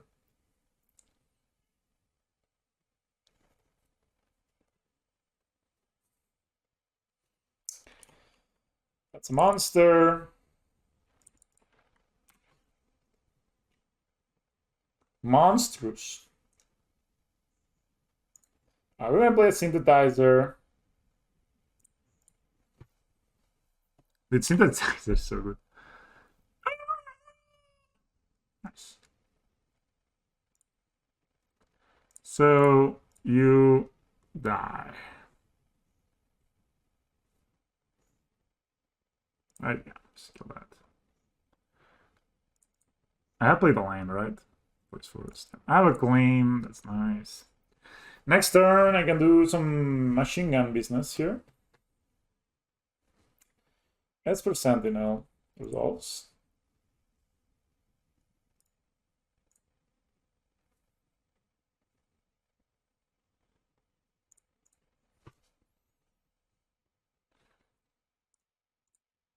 No, another one, motherfucker. What a gamer.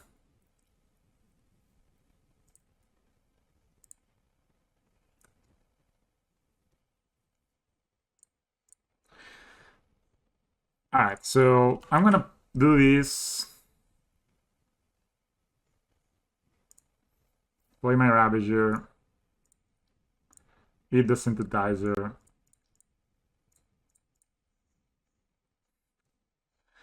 Play my Inmos. Play red. Wait, sorry. Galvanic Blast. You. Yes. And my opponent has to have an answer for this Ravager, an answer for Lista. The synthesizer, man. Just 1 mana draw 2. Like, it's so crazy. And put a counter on Ravager too. I mean, this is just crazy.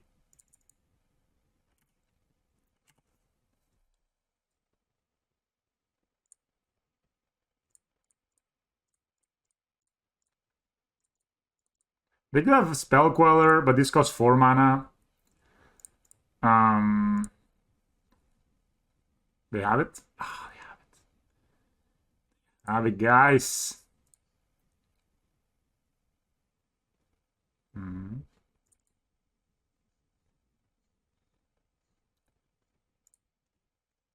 Let's play a bit of defense here. I should have jammed.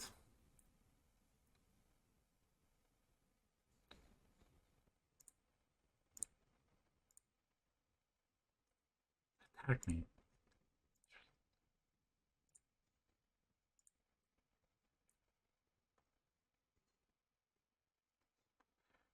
Ranger Captain of Use. Alright, so if I find any artifact and they don't have Solitude, they win. Which... that's not any artifact.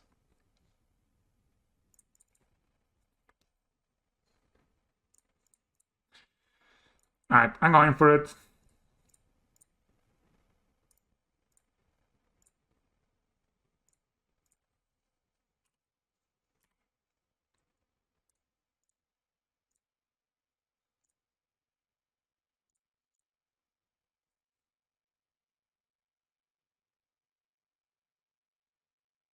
Yeah, this is just... I mean, you saw it, right? I mean, obviously do a Ravager. Do 2 Ravagers. Good. But Advantage Synthesizer basically meant two free Galvanic Blasts in 1 card. And a counter on the Ravager. Like, without the Synthesizer, this is not lethal. This one off. You see?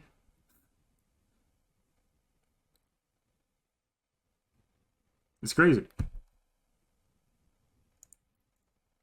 I mean, without the Synthesizer, this is not lethal, right? Because we have a 2-2 Ravager. I mean, obviously we would have had another card instead, but it would be 1 short. Yeah, the Mortal matchup is definitely more sketchy when you don't play Path. But I'd still beaten it. So I think the cards that you're like really looking for in see if I can move my cards here. I think the cards are just relics. I think relics are the cards versus Morktide. Nothing else really. Just relic, and all your cards are kind of good against Morktide already. Like unless they really hit their cyborg card with resonance stuff. You can put them in a situation.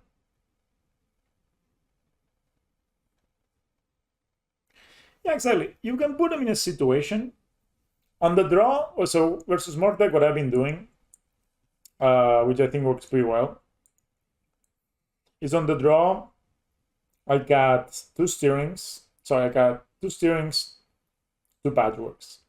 Sorry, I got one saga, and I think I was cutting 2 steerings and 1 patchwork on the draw. And I bring in these 4 cards. I think no, actually no. I got a synthesizer, a steerings, a saga, and a patchwork. And then on the play, I bring back the patchwork and I bring back the synthesizer.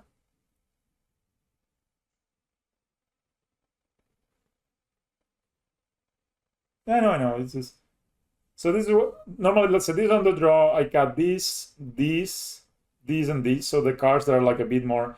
Patchwork is great, but too many patchwork is not a great top deck, and it's not that great on the draw because they can always bolt it on their turn 3. And it feels kind of bad to go turn 2 patchwork, get bolted, or get it countered. So I tried to make the deck, better at dealing with DRC and Ragavan, which is basically what can kill you, especially DRC.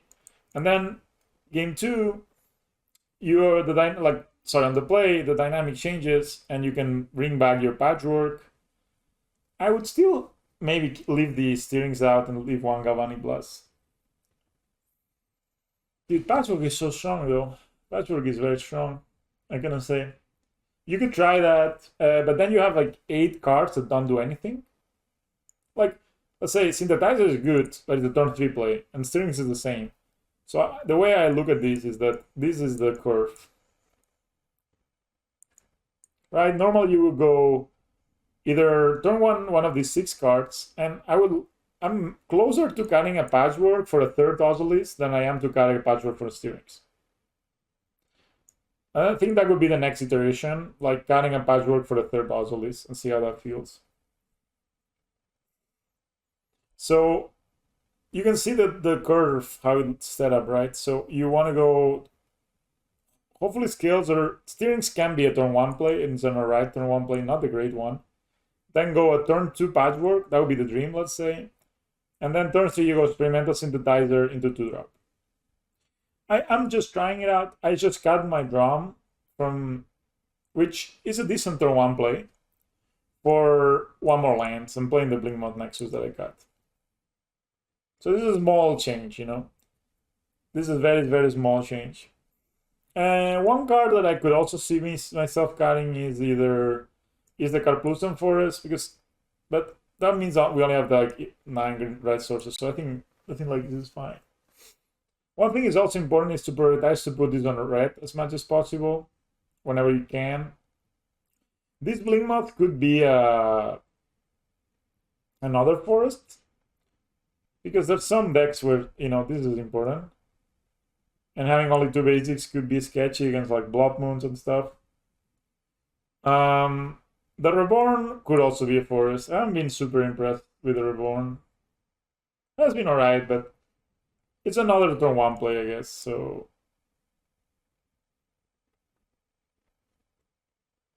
Yeah, that was basically the thing. We never actually searched for drum. We're playing so many lands already that fetching for drum only happened in like the worst case scenario, where you're like, you only, let's say on turn 4, right? You only have drawn 2 lands. As long as I have 2 lands left after the cycle resolve, I'm more inclined to get an Ozolith or Zavas most of the time. That was what I was like, okay. The only time I think in green-white, here, I think this is important. In green-white, drum makes a lot of sense because it's your main way to get a sack outlet with Zavas. So, Springly Drum allows you to sack with Zavas, which is very, very important. And you only have 3 Spires of Industry, right? So you're much less likely to have the Zavas sack ability, which is very important. So I think green-white, the drum makes a lot of sense for that reason. In green-red, I find the land makes more sense because, well, basically because you're not going to be fetching the drum. And if you're not going to be fetching the drum, you might as well just play a land, right? And if you want a mana source. And this Blinkmouse is a Blinkmouse, but it could be Roadside Reliquary. This could be a forest, etc. Like, I would love to play a second Reborn. Maybe this Blinkmouse could be a Reborn. You know? Then we'll have more turn 1 plays that are good. Maybe that's something we could try the next league. So these are the like little things. We could cut a Patchwork for an Ozolith and a Blinkmouse for a Reborn. So we have a bit more turn 1 plays. But I still is felt alright. But many games, and it's true, you don't have as powerful turn 1 play because you basically only have 12 1-drops or like 13 1-drops, and you're not particularly excited about playing Zavas, and you're not particularly excited about playing Steering. So you really only have like 7 good 1-drops. So we could maybe cut 1 Patchwork and 1 Blinkmouse to make those go up by 2. Maybe that could be a thing. Those are very small things, you know. Those are like, I would call them mostly, like, I think in green-white you do. In green-white you do find it because you want the sack outlet from Zavas. But on green-red, I don't think you find it. I mean, I never found it. I never looked for it, actually. Except one time where I had 2 lands, and one of them was Saga, and I got Hellbent. But playing an extra land means you will be less Hellbent, right? So, in a way, I think this is my argument. I don't know if it's very strong.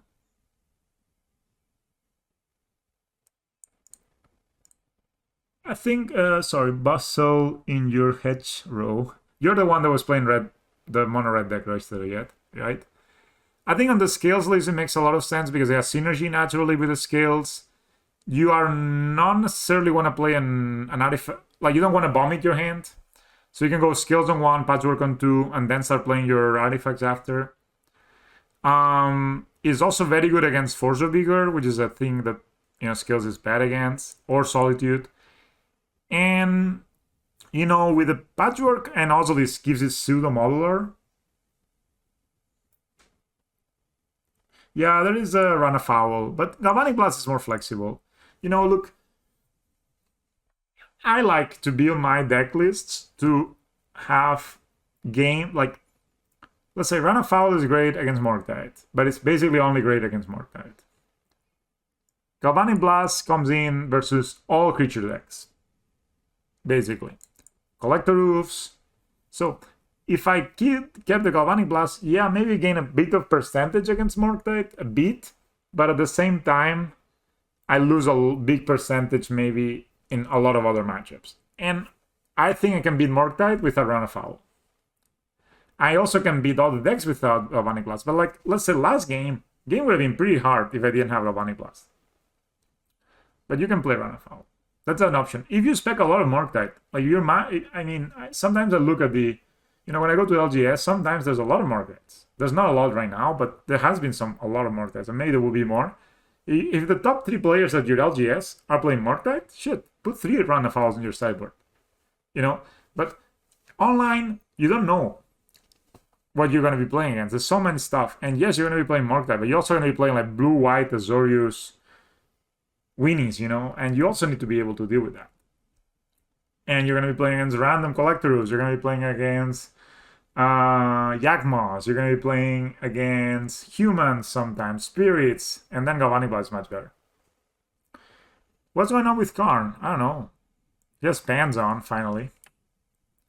I like Karn in the grindy matchups, obviously, which it's maybe not the card that comes in the most. And you could definitely change this one for another Claim, for another Blast, for a Shadow Spear. Now, I know a lot of people are always asking me, why are you not playing Shadow Spear? I bring in Karn against Blink, I bring Karn against Azorius Control, and I bring back Karn against, well, Fight Follow on us. I consider that Blink. Elementals, I'm not too sure about. Could be. And against any Jaunt, Eldrazi-tron, mid-range bullshit deck, basically. Any mid-range deck, Jeskai Control. Because Karn is on artifact, so it doesn't die to the usual artifact thing. And it makes constructs. And it draws you cards. So I think it's just a powerful... Like, there's not really anything here other than Omnath that deals with Karn, Omnath and Fury, maybe, but all the other stuff. Wandering Mind, Jesus Christ. Like Blue-White Control, the only way they deal with Karn is a Prismatic Ending for 4 colors. That basically means that they tap out. Or they attack it down with a Snapcaster Mage, like... It's not really easy for them to do, or the counter it, of course. It's not really easy, and I feel that post-board they cut a lot of counter spells, so you can just jam your 4-mana loot and get a huge advantage. And, if you're able to, like, draw a card every turn, or make a construct every turn and then start drawing cards, you're in great position. Especially because it doesn't matter if your card goes down to 1 loyalty, you're still going to be able to, put pressure on them. But yeah, this is just feeling great. So Karn I like, Module I like in the same matchups more or less. Also comes in against decks like Taxes, where the ability to proliferate their vials can be good, and just want to make a lot of blockers. Topper comes in the Titan matchup, and when they have Cultivated Colossus, which I guess most of the time, and it comes in against a lot of the other stuff. Void Mirror, you saw it. It comes against Living End, against Titan. Chalice only really comes in against Living End, but I think, and Timor Rhinos, but I think the ability to Steerings or Synthesizer for it and cast it right away is pretty strong. Gem Razor comes against Stoneforge decks, Titan decks, Burn. Rally comes against the Morktides and Shadows of the World, especially Morktide. Needle comes against a lot of variety of stuff. Bile decks, Stoneforge Mystic decks, all those.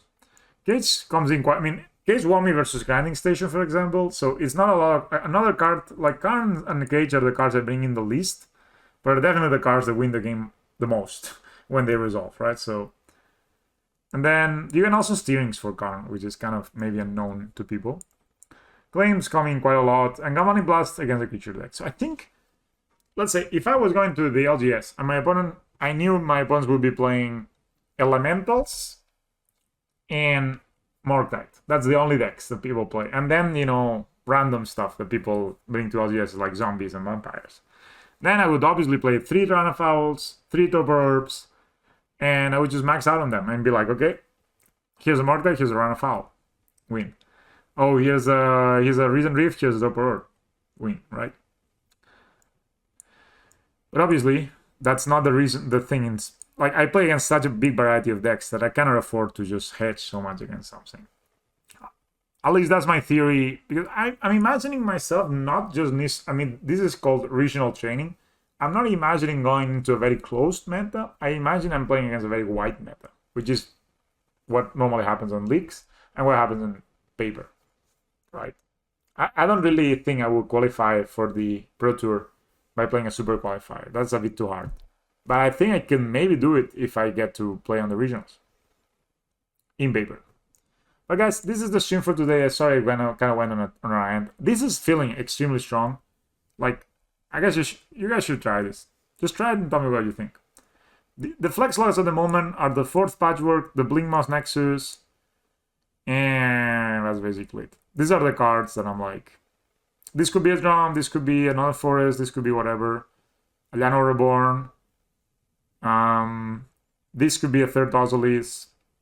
I don't want to be playing more than 2 steerings, I think. But you could play 3rd steerings with the Patchwork. That could also work out. But yeah, thanks everyone. And